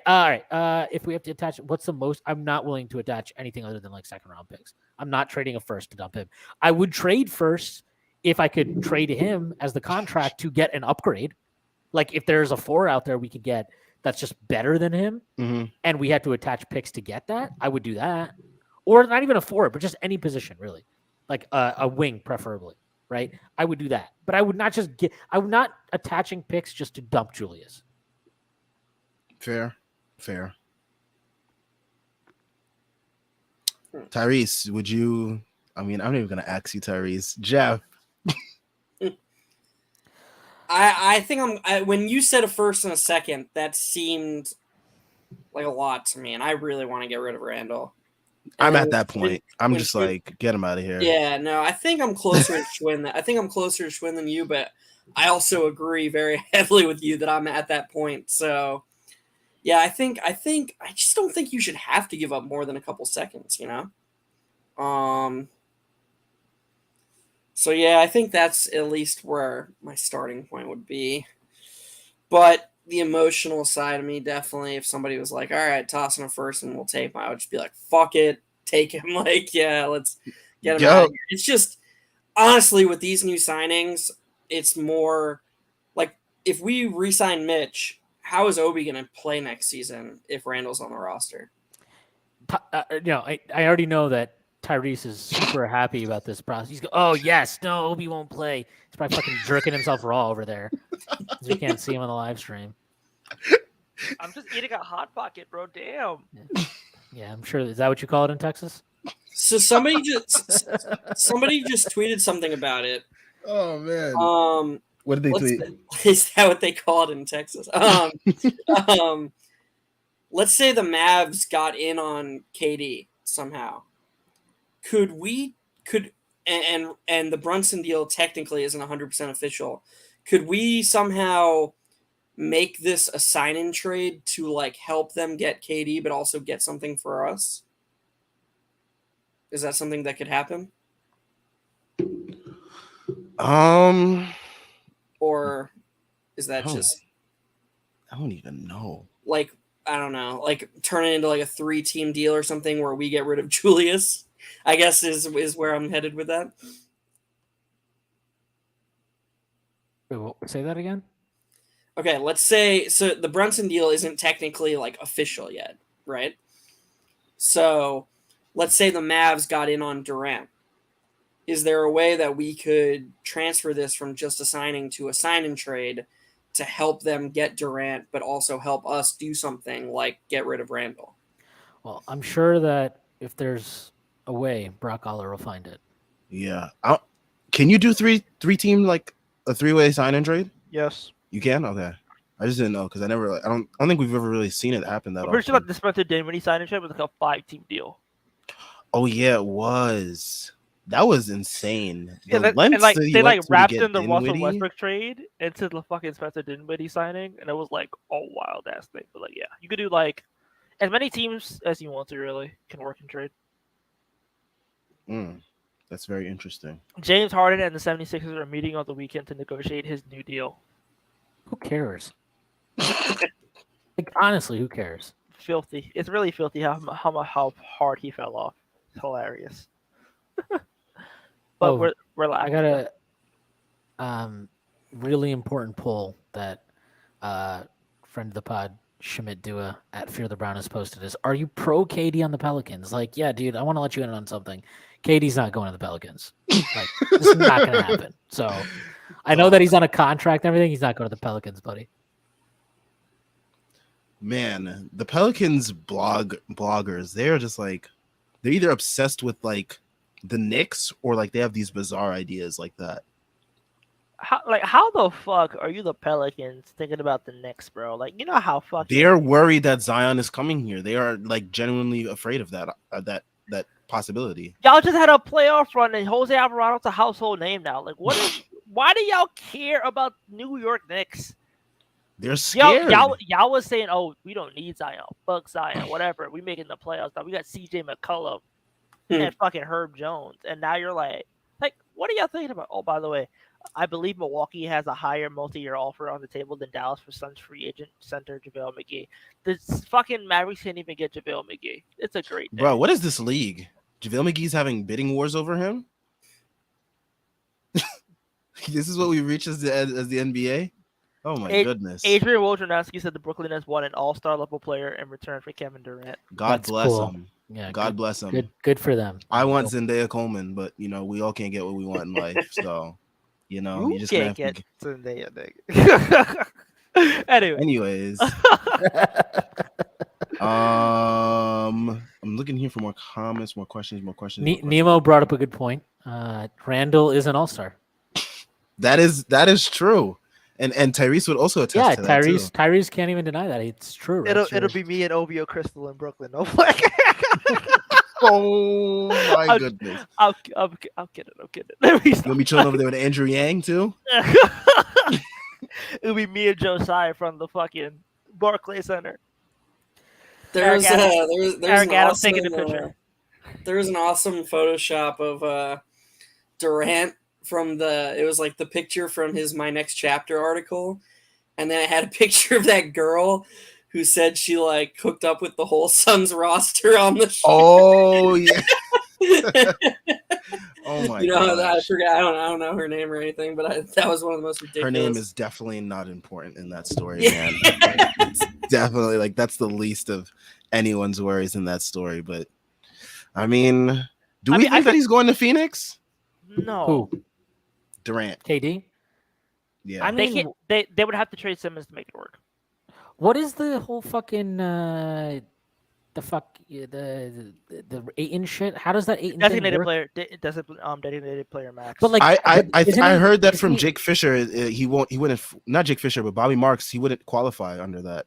Isn't that like a base year compensation thing too, where like he can't, right? Like he counts for what his number is, trade out, but the number they get back has to be half that. It's like I don't know. It's weird, but like that probably doesn't happen just because like the package would be like McCall Bridges, like side to trade Ayton first of all, McCall Bridges, and Cam Johnson. It'd be whatever salary, Crowder. Yeah, Norwich. I think if he gets traded, he probably goes to Brooklyn. Oh, not Brooklyn, Boston. Durant? I mean, like they got Jalen Brown. They would probably throw Jalen Brown in the deal, right? Would they? Yeah, they would, but like, no, would they though? Like, I mean, we say that, but they've historically been very bullish attached to their players. They've been very bullish on trading him specifically. I mean, true. They made the finals, so they might be like, I should probably. I mean, hey, Kevin Durant can dribble way better than Jalen Brown, so that's like one thing that you can look on as an improvement. Yeah, I really don't know who trades for Durant because the package that they had to give up is like insane. The only team who like in my head right now can make sense for it, unless you want to trade like fucking like the Heat don't have a package. Like get that out of the fucking way. I like that. If I'm Nikola Jokic, I think I would just be happy that I have a thing that is a 6th year or 5th year player option that is worth $60 million. That must be really cool. Yeah. And he'll probably opt out of it, by the way, which is hilarious. Yeah. Nah, I can make more. That's crazy. Oh yeah, I'm gonna make like $80 million, bro. Like this league. Zach Lowe said it on the whatever that show's called. He said that the Nets should be looking at teams like with younger options that they might be willing to give up, like the Cavs or the Pelicans. What do y'all think of that? I mean, the Pelicans won't do it. Pelicans are not going to fucking do it. They could just trade Zion, right? Oh, that would be... Oh, shit. You're right. But they're going to, like, Brandon Ingram and Kevin Durant together? Hey, man, they could hoop. Hoopers would love it. I know. It'd be fucking ball don't stop.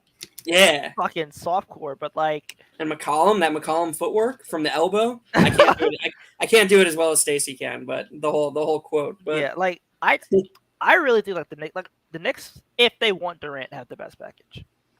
And I think How?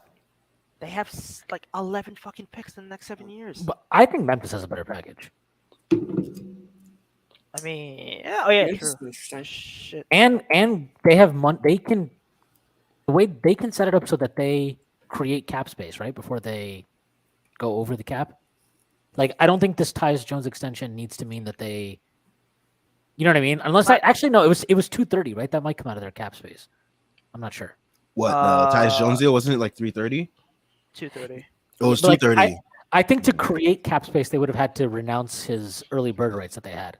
So I don't know if, I think they had they can't. So never mind. But like, they can do. Just look at their cap sheet. Steven Adams, Dylan Brooks. Yeah, Dylan Brooks being the player you get back in that deal. Yeah. No, I know you have to get Desmond Bain, right? You have to get Bain in there. Easily.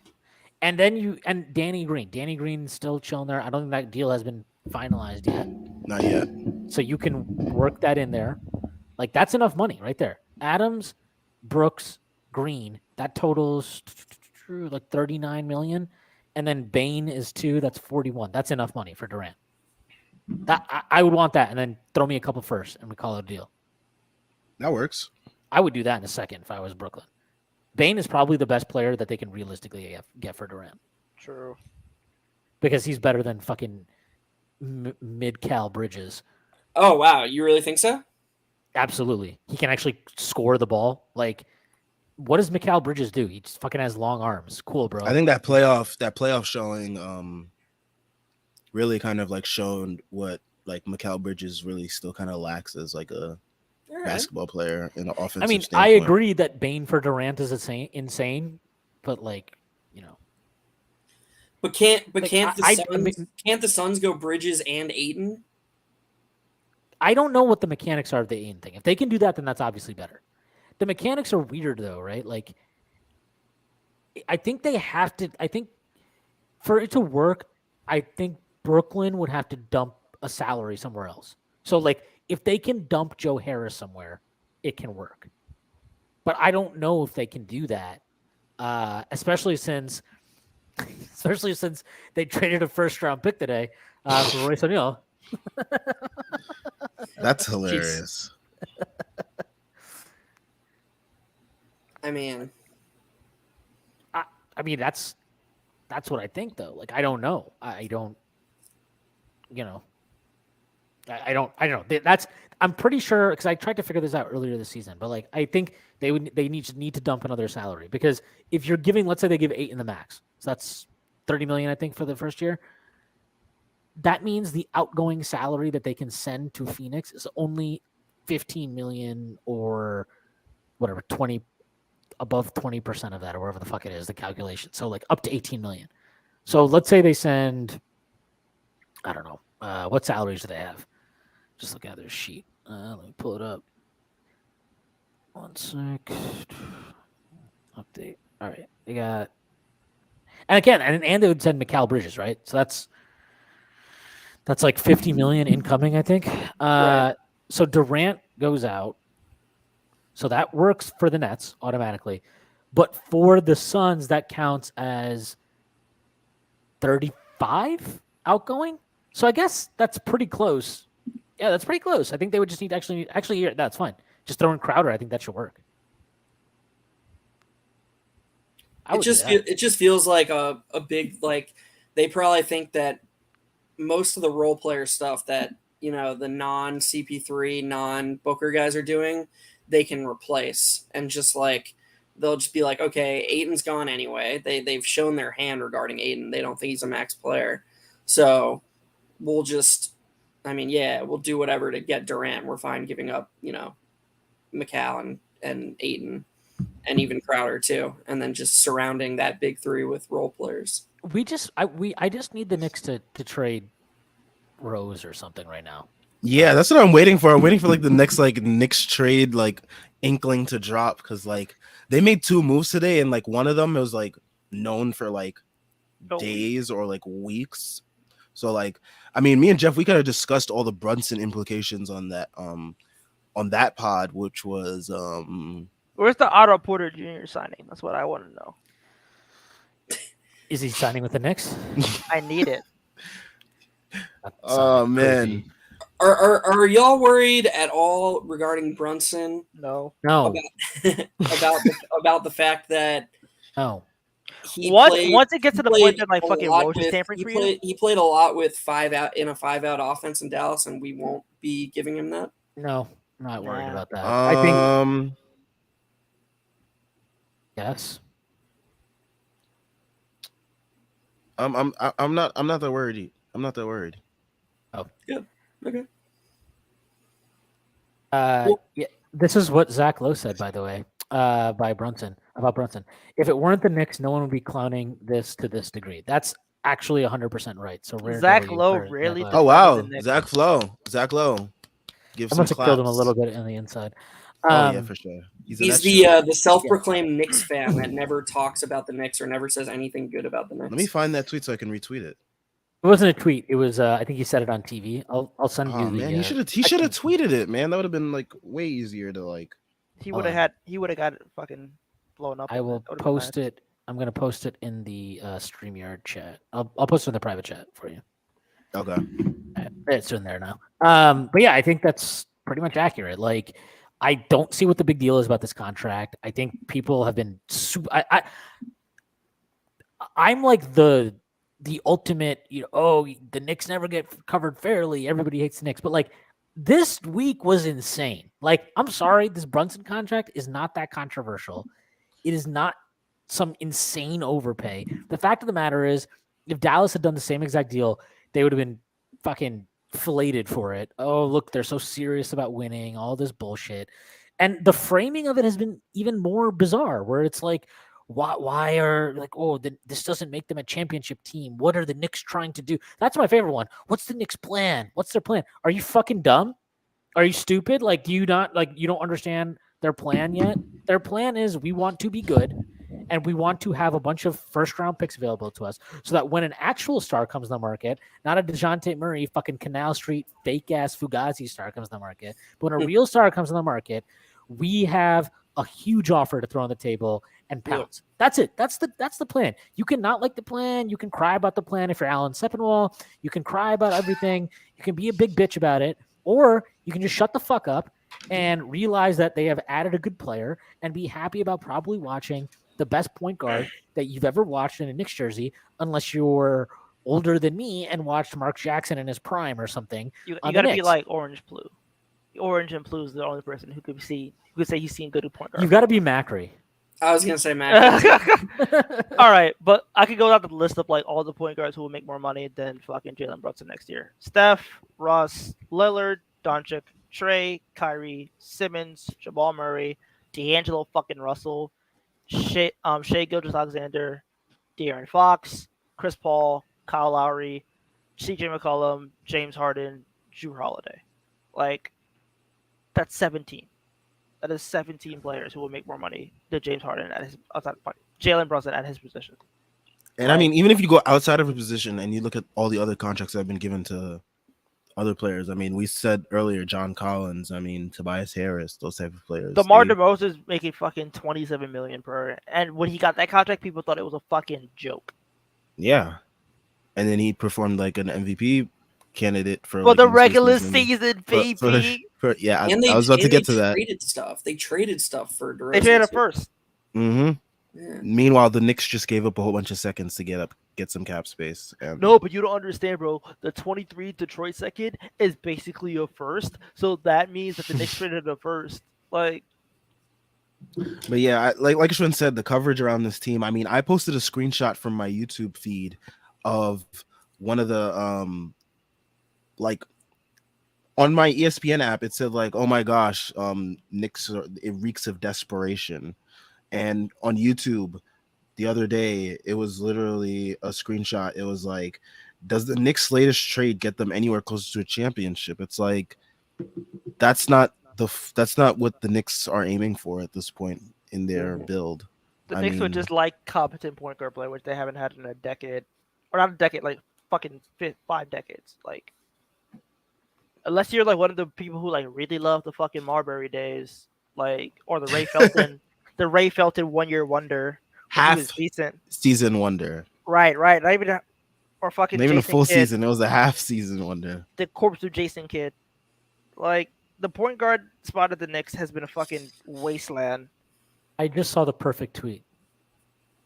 What was Frank it? Ntilikina lasted longer in New York than Kevin Durant, Kyrie Irving, and James Harden. Damn. Kevin Knox did too, technically. He did. He did last longer. That's correct. Kevin Knox's time in the league is up, though. Yeah, he's about to be pooping with fucking Amari in Israel. It's open for him. Jesus. No, it's not Jesus. It's Israel. I mean, regarding the Oh, Brunson man. thing that Sam was just saying, even if the Knicks have the exact same record next season, which, I mean, yeah, that'd be lame, but okay, probably like won't. they're still not like a great team. They're still acquiring one player in Brunson and giving up 3 players who were in the rotation when they were healthy last year in Kemba, Burks, and Noel. So that gives you 2 extra rotation spots. How do people not see the benefit of that for a team that has 8 guys on rookie contracts or under the age of People 24? only look at the Knicks in the most irrational light possible. Yeah, Like it's true. literally, I've seen all week on Twitter from like people like my own mutuals. They've been saying like this is like a extremely crazy contract. I saw one tweet. It was like this is going to like reset the NBA market, and I was like, where were you during the summer of 2016? Every When, Simon's like- got the same money. When everyone was getting insane contracts. I mean, Timofey Mozgov and Luol Deng, the minute free agency opened, the Lakers just gave them blank checks and were like, here. So like this contract is absolutely fine. I mean, like teams have given out way worse contracts in the past to players that don't deserve it. Like I just don't understand what people are doing. And But, as I mean, Schwinn- that's just the way people cover the Knicks. And as Schwinn said earlier, there's no way the Knicks are winning 20 games next season. It's just not going to happen. So if they can't win 20 games, then the goal should be to remain relatively competitive free as much space up as possible for their young players, and remain flexible. Signing Jalen Brunson to this deal did not negatively affect any of those 3 things. In fact, you could argue it helped all 3 of those things. So what the fuck are we talking about here? Like, I don't understand. How is there any other side to this? If it was any other team, it would be looked at rationally. But Shout out Mikal Bridges, who said, y'all must not know how cold JB really is. LOL. Oh, I forgot they played together in Villanova. Yeah, for like 3 years. and So Josh Hart. That Yep. team was sick. And Ryan Arcidiacono. You think we re-signed a Ryan Arcidiacono now as a favorite to Jalen Brunson? no. No. I He's La Familia, but he's not. Nah, that. I think Tibbs likes a good white man influence on the bench. We got a white man on the bench. His name is Isaiah Hartenstein. No, he coming off the bench though. Fucking Ryan Arcidiacono is gonna be the new It's gonna be like the white version of Theo Pinson, where instead of like Theo Pinson like clapping his ass up, he's gonna be like, "Hey guys, good job." Is that how white people sound to you? Yes. You want some Gatorade, bro? We're drinking Jaegers at fucking 40/40 Club. Oh man. Jaeger's So that's what Jeff sounds like to you. he's doing an impression of me. Stacey Patton with a great tweet. Richard Jefferson covers the Nets the way Fox News covers Trump. Did anyone see? I didn't watch ESPN, but I heard a lot about like. I just saw also his back and forth with Sean from the Knicks Wall. Wait, what the fuck is this Christian Woodfield tweet? What Fat happened? Joe told me he is close to Donovan Mitchell, and that Mitchell's dream is playing for Miami, not his hometown Knicks. We're taking sources from Fat Joe now. Fat Joe that's sources. NBA reporting in 2022. Christian Woodfield is such a fucking fraud. Can we talk about that real quick? I'm sorry. Wow, guys, Fucking- big signing, huge signing. The Lakers landed their guy, Juan Toscano Anderson. Whoa! Whoa. Wow. Clutch Good for him. sports- He wanted this hometown team though, right? He's from Oakland, isn't he? Yeah, he's from Yeah. Oakland. Yeah, He that's won awesome. with the Warriors. He Yeah, did so his good for him. thing. He ain't going too far. What was the headline when the Nets got Durant and Kyrie? Like clean sweep for the Nets, clean Oh, sweep for the Lakers, baby. Let's go. They got Troy Brown Jr., Lonnie Walker, and Juan Toscano Anderson. Clean sweep. And Damian Jones. that Couldn't Damian, have asked for a yeah. better free agency. I see Lakers fans actually being happy. They're like, "Oh, we're not going old this year." It's like, congrats, I guess. Congrats, they're still mid. Like you just signed a bunch of like 9th to 10th men that are like Congratulations. in their mid-20s. Congrats. 9th to 10th is being generous too. Like maybe Yeah, that was being generous to like We're those spoiled guys. as Knicks fans, but none of those guys would be 9th to 10 men on the Knicks. They wouldn't. None of those guys would be in the rotation. All right. I'll be back in a second. I gotta eat some No food. doubt. It's happening. No doubt. Oh man. So, I mean, what a day. First day of free agency. It seems like things are really slowing down with just the news in general. Nothing's really coming out as of recently. So, There's gonna be something. yeah, I'm just like sitting here waiting. There'll be a trade. Dallas got McGee. Fuck, they signed somebody. Ah, I'm upset. Why So, are I you mean- upset about Dallas Mavericks, we got our guy. that? But I mean, hey, like, what? I just want to see the dominoes that fall. Like, the trade market is more interesting than free agency at this point. It is. Which Because- sucks because it's gonna be slowly unraveling because you know the Nets are gonna take their time and wanting to get the best Yeah. package for KD, which is gonna then lead to everything else that happens in free agency. All right, so okay, let's do we see. think Levine is definitely staying in Chicago? I mean, I would assume so. Yeah. I mean, if he doesn't go there, where else would he possibly? Who wants him? Where else would he go? Dallas, maybe, but like Dallas has nothing to give. In a signing trade? I can see Dallas, yeah, like a sign and trade. And maybe give like a couple firsts if he wanted to. But then again, like Cuban paying the luxury tax. So yeah, I really Well- cannot think about where he wants to go. What are we like? What is even left right now? So there's Mitch to officially resign for the Knicks. Yeah. Aiton, I guess, needs to be. And what do we dealt. think? What do we think that's holding that Mitch thing up? Why do we Probably- think it's not getting announced now? I mean, I think he probably just like he probably falling asleep, probably fucking like in Louisiana wakeboarding right now or some shit. It's Mitch. It's as good as an answer as. He's in the hoop shooting fucking threes, and he's like, and fucking Marcel Scott's like, hey, by the way, don't you have a contract to sign? It's signed right now, and he's like, oh shit, my bad. So it seems like Chris Haynes is getting the scoops right now, as opposed to Woj and Wolves ain't got no scoop since like 2020. Let's be perfectly honest here. Sham's been cooking him, filleting him even. Sham's got them all off. Wizards fans therapy session is hilarious, by the way. Yeah. They really do not watch, bro. They don't want Bradley Beal. I've never seen a fan base hate their star more than fucking Wizards fans and Bradley Beal. They just want to like either bottom out or somehow get good. They're so sick of being like this mediocre shit. I don't blame them either. Like, who wants Yeah. to give Bradley Beal 5 years, $250 million? And Bradley Beal just loyal to the fuck. Like them and Portland are just like in hell. Portland might be like decent though, but like they're all in hell. I mean, Beal's loyal to one thing: the fucking bag, man. He's loyal to. The oh bag. yeah. I don't want to hear like seriously. I don't want to hear anything ever again about like free Bradley Beal. Beal's worried about like where the Wizards' direction is. Bradley he does Beal's a not care about masochist. winning at all. He is He a doesn't. masochist and he wants this. He wants. So I don't the want to hardest hear. road. I don't want to hear anything ever again about like Bradley Beal and how he feels about the Wizards. You signed the contract. You knew what you were getting into. Just shut up, get your money, play ball. Like seriously. All Can right. Durant Can they just trade Durant already? Like, That's what's seriously holding up. Oh wow, 3 years, $20 million for JaVale McGee. That's where the Brunson money comes in.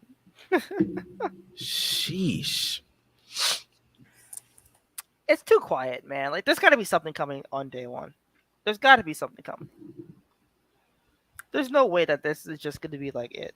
And we're getting Toscano Anderson news and fucking JaVale McGee signings. Like, we're not doing the JaVale McGee sweepstakes, bro. Something's happening. Man, 3 for 20. JaVale McGee has a player option too. What is this league? Chris Paul got that, bro. Chris Paul got that man paid, by the way. Like, that's insane. A player option for JaVale McGee. What are we doing?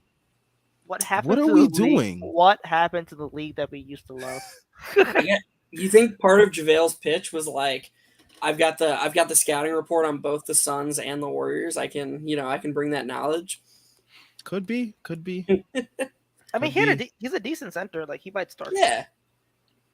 Yeah, he actually might start. They need size, especially next to Christian Wood, who just like can't handle centers. Christian Wood, JaVale McGee front court is gonna be the funniest fucking thing.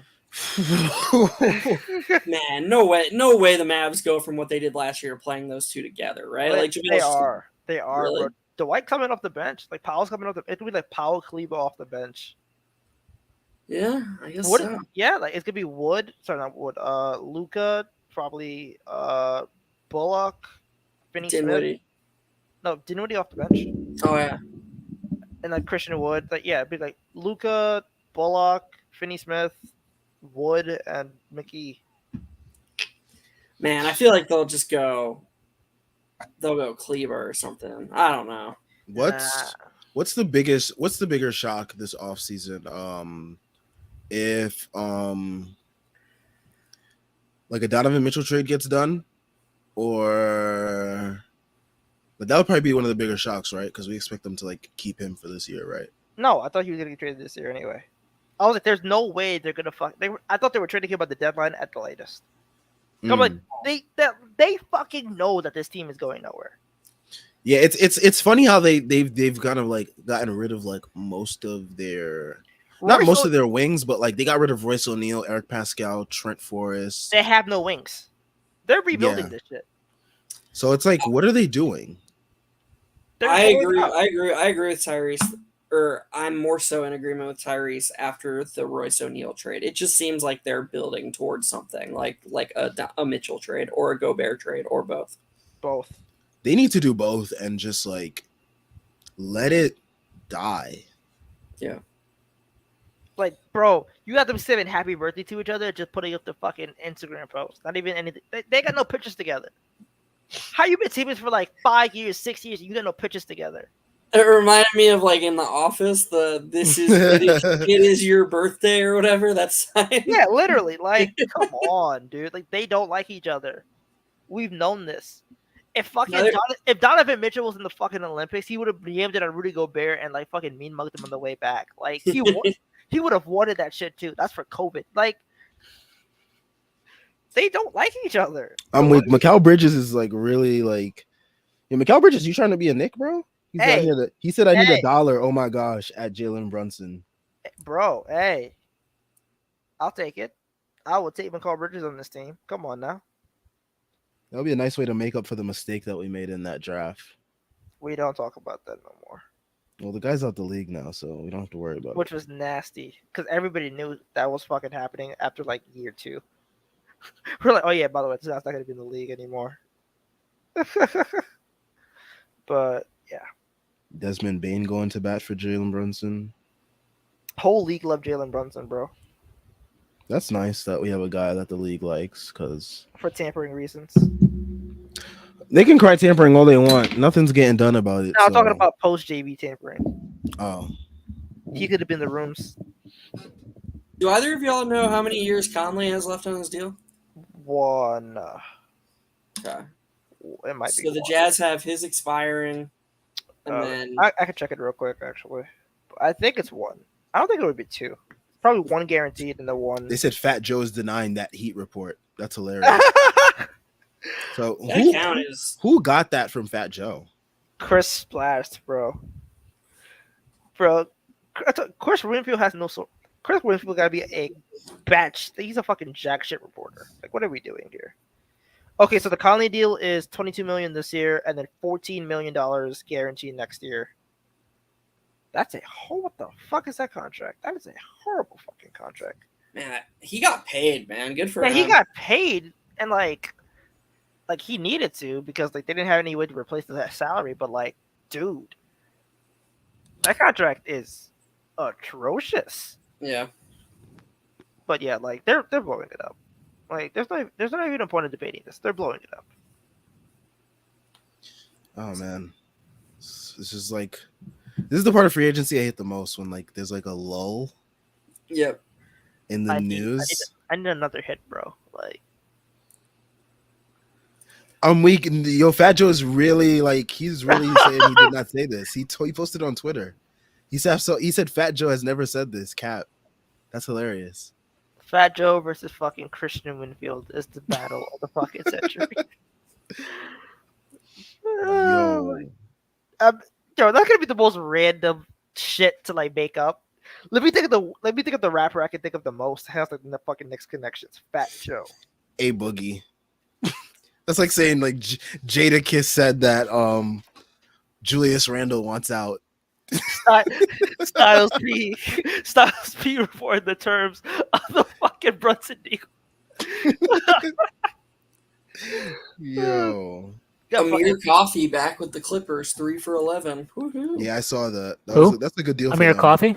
Yeah. I like him. He's a good player. Easy reporting that one from the grave.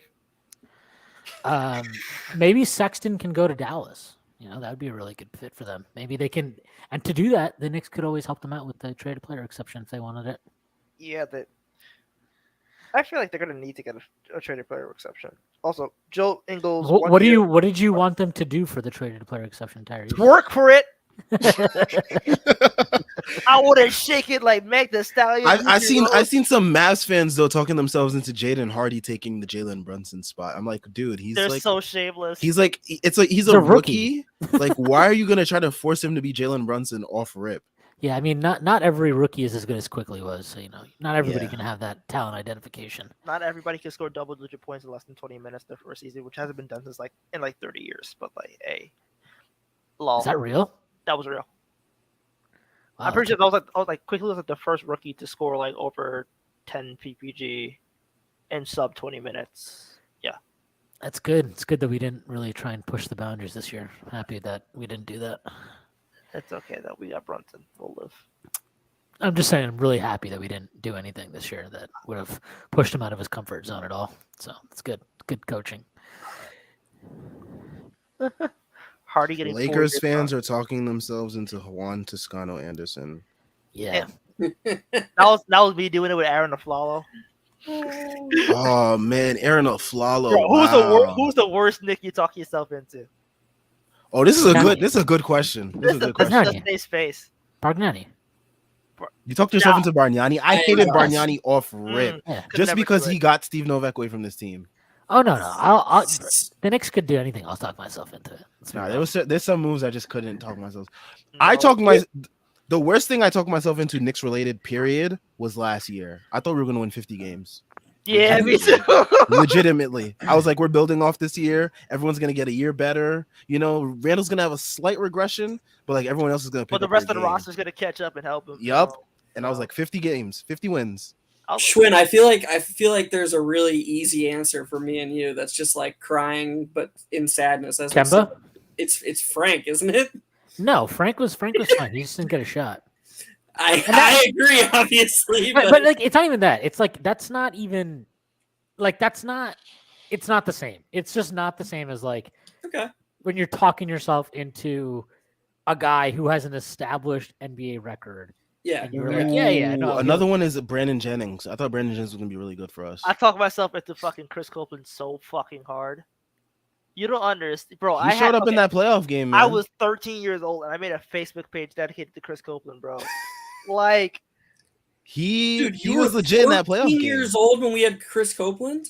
yes. I'm Yeah, I was in 22. middle school. Yeah. Jesus, Yeah, I was in middle school when we had Chris. I'm Copeland. that much older than you guys. I was cooking on like early fucking Facebook 2013. It was me and fucking Nick's memes. It was me and Nick's memes 1-2. Oh my Shit, god. man. Yeah, That was middle school for me. Yep, I remember Yep. Yeah, that was a that. Good good old year. days. And then we didn't make the playoffs to get to. I was in fucking college. So I was going to graduate college and make the playoffs again. This Oh. is insane. Life as a Knicks fan, you like go through so many stages of life before you experience the playoffs again. Bro. Insane. Fuck But me. yeah, The Brandon first Jennings time- was one of the worst Knicks that I talked myself into. I thought he was really going to be really good for us. I think that preseason game tricked me Yeah. Yeah. against the Wizards or whatever game it was. I think it was against the Wizards. Yeah. And he was like going at it with like some undrafted scrub. I was like, I like this energy. I was like, yeah, it's gonna be good for us. And then he proceeded to be dog shit for like the rest of his tenure. Tyrese, you were right. JaVale McGee tells ESPN that he expects to be the Dallas starting center. That's crazy, man. Yeah, I don't think they would pay him that much if he was gonna be the backup. Yeah, I guess not. Yeah. Schwinn, did you see that JaVale McGee got a player option? I did see that. It's I don't know what they're doing. I don't know. I mean, it's kind of weird because it's like you would have thought that they. I mean, look, all the reporting was that they knew that.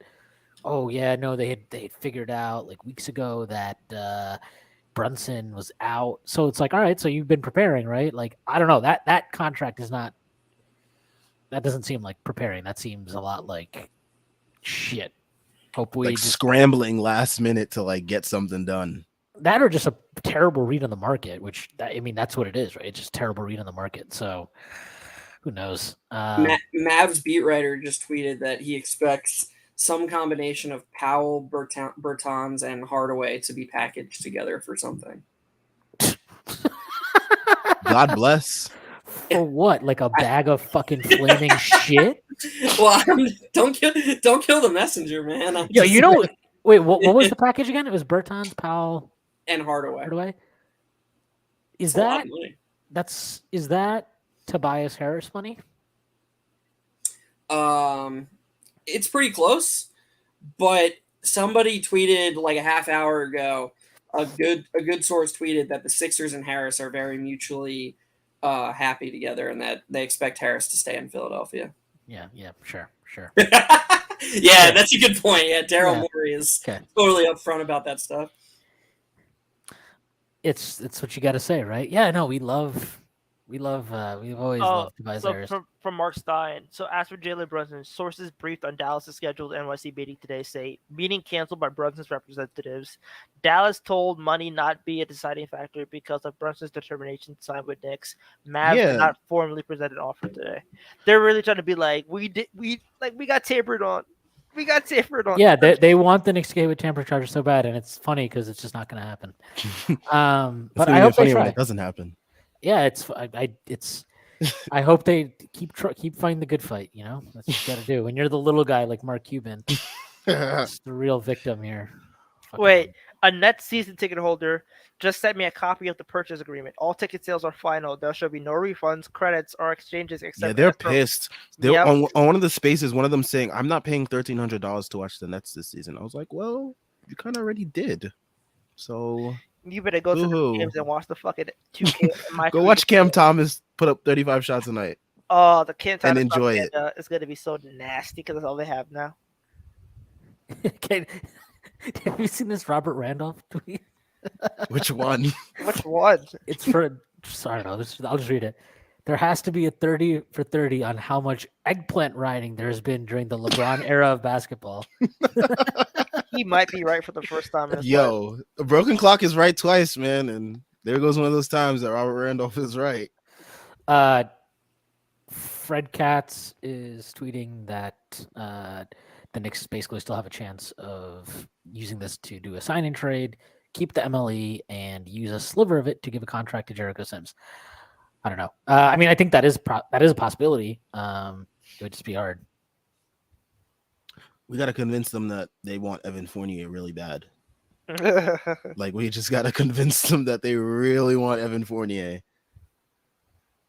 But we'll see. Because also, yeah, like Brunson wanted to be a Knick so fucking bad. Yeah, Mark Berman reported. I think Schwinn sent us a tweet about how he Rick Brunson said that like Jalen wanted to be a Knick for a while. It's just a matter of like he didn't know if the Knicks were going to be able to get the cap space available, and once they did, it was just like a done deal basically. Yeah, signing your dad it's gotta be like cake. Like that's gonna be special. I think once we saw that they got his dad, like they knew we should have known that he was going to be like priority numero uno for them. Yeah, like I mean, he could be priority numero uno because like Leon Rose was fucking signed. So like, yeah, like Mavs fans talking about, oh yeah, we're using it.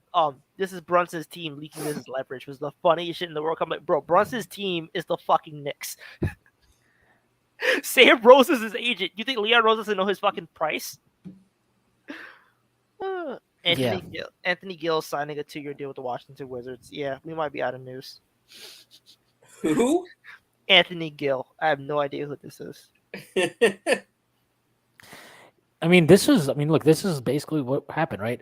I told him once the season has started, that's it. Rick Brunson says, this is from the article in April. I told the Mavericks, once the season has started, there's no contract talk. And I went back against my word. In January, I thought he did enough where he deserved the extension. I said, hey, take the money, man. He wants security. He wants to live here, and they declined. He didn't turn shit down. Y'all declined first. When y'all came back to him, we said, hey, we just want to finish out the season and go from there. Yeah, I mean, when I saw that quote at the time, I was like, that does not seem like a very friendly relationship that they have going on there. So him leaving is not, not very surprising.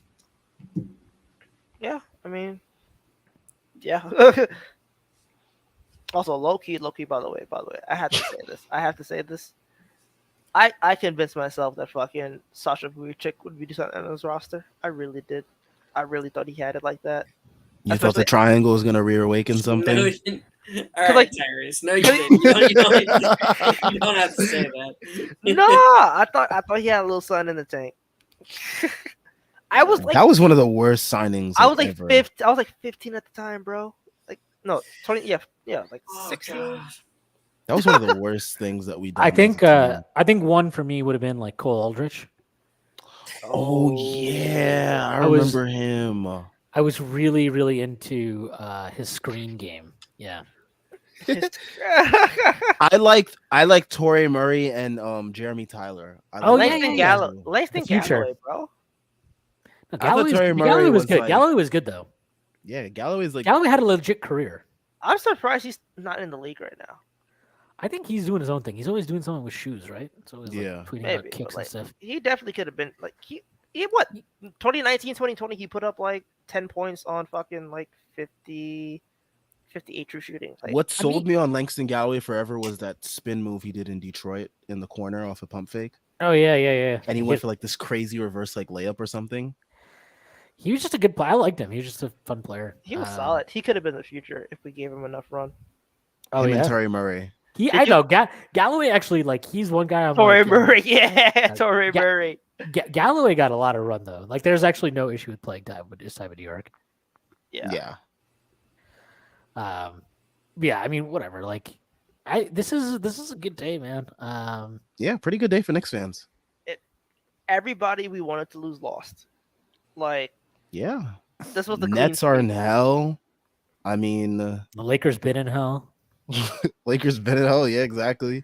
The Mavs, they're somewhat in hell now that they have to figure out what they're gonna do with this whole situation, whether they want to do a sign-in trade, whether they want to go after someone like a Colin Sexton, like Schwinn suggested, or God knows whoever they want to get themselves into. Yeah, we got our guy for the first time ever. We got our number one guy. It helps. Yeah, it helps to not set your Quincy AC. Yeah, Quincy AC. Oh God. No, but like the Knicks have, it's so weird because part of the criticism they have gotten previously is like, oh, they just chase stars, and they don't build anything, so these stars never want to go there, right? Because they don't have anything in place. So it's like now they're getting criticized for having a realistic target in free agency. Like I don't know, it just still will not make sense to me. Like what is it that they like people want the Knicks to do exactly? Like, suck, but not suck. Yeah, it's so weird because then because what they got criticized for in 2019, right, was when Kyrie and KD didn't come was like, well, see, you can't just strip down the roster and clear cap space and expect these guys to come. And it's like, but like we did the thing that you wanted us to do, which was suck and tank and clear cap space. And now you're saying that's not the thing. So now we're doing what they wanted us to do, which is build like a solid team. And it's like, no, but that's not how you do it. You got to do it in a different way. It's all bullshit. And I'm happy. Like, I'm happy that they signed a solid player. And the best thing about it is we haven't had to gut the roster or anything for it. Like, Jeff talked about this. We didn't gut the roster. We didn't gut our assets, like our future assets or anything. Like, we are still in a really strong position to add talent as we go along. And, like, I'm sure a lot of people aren't thrilled about the Hartenstein signing, but like, if the worst thing to come out of this is that we signed Isaiah Hartenstein, I feel like that's probably okay. We'll see what this Mitch number comes in at. I'm curious. I'm a little surprised that hasn't come in yet. I'm not too concerned, but I am surprised. I told Sam and Jeff he's probably just like playing ball right now, or like he's like recording or some shit, and like he probably forgot to sign the DocuSign, and that's why he hasn't been signed yet. I don't think he can sign anything yet. Well, let me get my joke off, bro. Damn. I know, just letting you know. Just letting you know, man. So I've been reading this Kevin Pelton article as you guys have been talking, and he's talking about like the like Jalen Brunson and the Knicks and like the whole situation. These last couple paragraphs. First paragraph starts between Brunson's expected contract and the extension Randall signed last summer, coming off this All-Star campaign. The Knicks are suddenly locked in for longer than they have been in a while. Either an extension for Barrett or his cap hold as restricted free agent will likely take New York over the salary cap next summer, meaning it's not until a team option on the final season of Evan Fournier's contract, 2024-2025, that they could use their cap space again. Oh, so a year and a half. Wait, so if the Knicks can use cap space again in 2024-2025, is that what you're saying? Yeah. Yes. Yeah, I think that makes sense. Almost like that's the plan. Yeah, I think they'll try to move Julius. I hope they move Julius by then. Jesus, and yeah, I mean that makes sense because the only thing about that is if Obi and Quickly are still here, their cap holds would be on the books, or would they already be on contracts? Depends on when they sign. Yeah, I'm assuming neither gets extended next year. They will. I assume they will. Oh, really? I think. I mean, it's Brock Aller. Brock Aller loves doing his extensions. So you think your boy Obi Toppin's getting an extension? That's huge. Well, Big news to hear. I think fucking Quickly gets extended. No, but you said them. So I mean, both of them. Oh, I think you thought. Sorry. I mean, yeah, I can see them both getting extended. Why not? Are you crying right now? Oh, I like what else Kevin Pelton said here. He says, I think New York's current direction is probably the better one. If the Knicks ended up wanting to trade Brunson in a deal that nets them a bigger star, I suspect his value is more likely to hold up than those for role players. I understand the sticker shock about the price required for New York to outbid the Mavericks for Brunson, especially when we'd mentally penciled him in at a lower number, say closer to a $15 million a year before the playoffs. But yesterday's price is not today's price. Quoting Fat Joe of all people. And Brunson has demonstrated enough to comfortably consider him one of the league's top 75 active players going forward. We did it. So he looks like he seems like he's on board for this, Kevin Pelton. Dude, most of the nerds love this. Most of the Yeah. nerds are good with this contract. Like all of the nerd stats basically are like, yeah, this is fine. Pretty much fair value for him, right? Yeah, this is what you would pay for him. Yeah. So this entire thing of like Dallas doesn't want to pay him, it's bullshit. So you just don't want to pay what he's worth, basically. To me, that's what it reads as. Like, and you passed up opportunities to extend him before the season and during the season, so at a much cheaper price, by the way. So, like again, if this was the Knicks would be getting shit on. So I don't want to. I hope that the Mavs get all of the smoke for this because they let this situation get to the point it did. And that's their fucking problem. Also, question real quick. Where do you guys think Kemba goes post buyout? Where did Old Yeller go at the end of the movie? LA. We are now at the Anthony Gill part of free agency. Yep, this is the conversation we're having now. But Kelly Kaplan, she posted this from, I believe this is from a New York. This is from a Dallas morning news article about Brunson. how his first friends were Larry Johnson and Marcus Camby, and this has That's basically been dedication. his. So that's basically been his dream to play for the Knicks. Are the Knicks just like stocking up on like all the kids that have been like Knicks fans? Like these are the guys you want, man. Like you Yeah, want true. a guy like this. Like this Yeah. is he. Who's the next guy that's been a He Knicks fan? fucking That's he Donovan told Mitchell. he told Dallas to shove it. Like he was like, no, I don't care. Like I'm good. I'm going to New York. Yeah, like these are the guys you want. And you know, like did he have like he had other options clearly. I mean, did Mhm. they pay him as much? No, but like money is part of it. Like you're gonna have to pay guys. So you know, if you want guys to sign for like the veteran minimum just because they love you, like that's not realistic. But you know, I again, like Tyrese would say this I mean, more than me, but like I think he's absolutely worth the contract. Regardless of if that's how you wanted to proceed or not, this is not to me.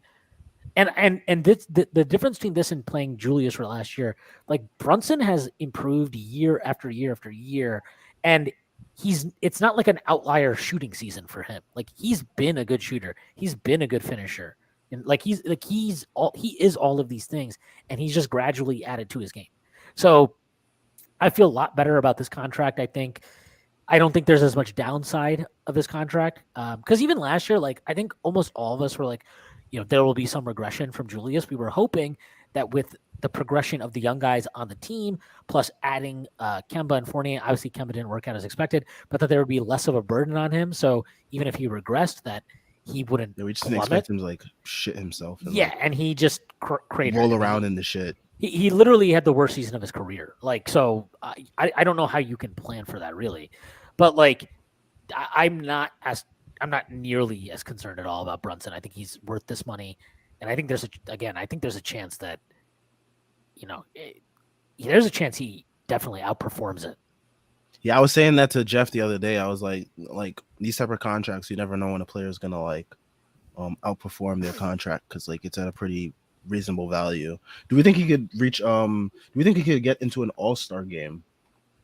Yes. Who are the 'Cause I've East? seen a lot of people saying that, like, you know, Fred VanVleet, but like look at all the guards in the East. Bro, look, the guards in the East is not like they're okay, but they're not like perennial all-star talent. You know, Yeah. like I like Garland. I like Fred VanVleet. I like LaMelo too. But like, are we sure that Jalen Brunson is so much worse than those guys? That like, I think if he gets to like 22 and 7 a game, which he probably will next year. then he could probably make an All-Star team as like a reserve. Yeah, he'll make it as a Especially if like reserve. the Knicks are like, if the Knicks are like in like a 6 to 7 range spot in the East. If the Knicks are like floating above the Mendoza line like they were in January, he'll make an All-Star team. Like, especially if he's picking up numbers. Like, my food is here, so I'm gonna eat. I'll be back. must be nice. Alrighty. Yeah, it's not. Do you not eat, Tyrese? Is that like a thing that you don't do or something? I think they have food in Texas. I'm pretty sure it's the most elite state in the country. So Definitely got churros in Texas. yeah, you were talking. Yeah, they do. Chuck told us that, right? I mean, they got churros in fucking New York subway stations too, bro. Yeah, but I mean, you discovered your enjoyment of ranch dressing down there too. So I did apparently. I really did. all right, I'll be back in a bit. All right. Yeah, we might be at the fucking the drag period of free agency. We definitely are.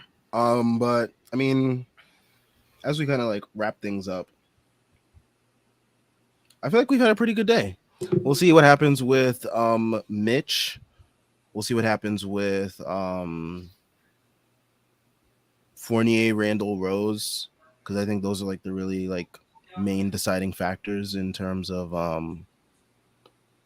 like where this team, like how the team's outlook is next year. But I think we're in a pretty good spot, all things considered, on day one of free agency. I like the team. I really like how the team is set up right now. So I'm happy about everything. Yeah. Jeff, how you feeling about everything so far, all things considered, heading into the wrapping up the first day of free agency? Thought I muted my mic, but whatever. I guess I didn't. Very happy. I don't see how you couldn't be happy as a Knicks fan.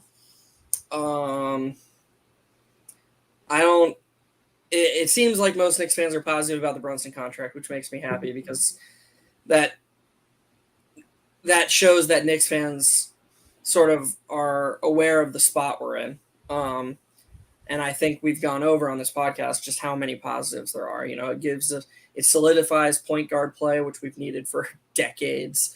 We swapped out a couple guys that we all wanted out of the rotation for one guy who, okay. But there's now open spots, and we stay flexible. We're going to stay competitive. These are all good things for the Knicks. The Hartenstein deal, I mean, when you compare it to the other contracts that centers are getting on the market, feels like super value. So yeah, I think the Knicks had a great day. I don't see how there's anything bad to say. Did anything even remotely interesting happen in the few minutes I was gone? Nope, just Anthony Gill signing with the Wizards. We're at that point in free agency. We're just like wrapping things up as we head out of here. All right. If any like major bombs happen that are like Knicks related or like any significant news, we'll probably hop back on after or maybe tomorrow to discuss as well. But I think for today we've kind of pretty much covered all bases that we can with what's happened so far. So I think if we were going to, end on a note that projects going forward, I just think clearly the most interesting things going forward are what happened to the big three veterans, Rose, Fournier, and Randall. Mm-hmm. Because we know Thibodeau's back. And now we know, assuming they retain Mitch, that they have 4 if they bring back Taj. They have 4 lock-in centers that Tibbs will love to play. So Obi is not going to play the 5 next year. He just won't. Mm-hmm. I think we'd all be shocked if Obi played any 5 minutes. So how are we going to get Obi the minutes he deserves? That matters. Like in year 3 of this guy, like that just is really important. So I don't know. I just think that those are questions that need to be answered and will determine how good or bad this offseason is and what next season is going to be like. So that's stuff to look out for. Yep. Any closing remarks, Therese? I fucking won Jalen Brunson's a Nick, and we move. For all of us at the Strickland, thank you for tuning in. Everything Strickland related is in the description below. Links to the site, Patreon, merch, Twitter, all that good stuff. Make sure you subscribed and leave a like if you enjoyed today's stream. I'm sure you did. We had plenty to talk about. But make sure you subscribe. We might do one of these tomorrow, depending on if any significant Knicks news comes out. If not, then we won't. But until then, we will see you all again. Peace.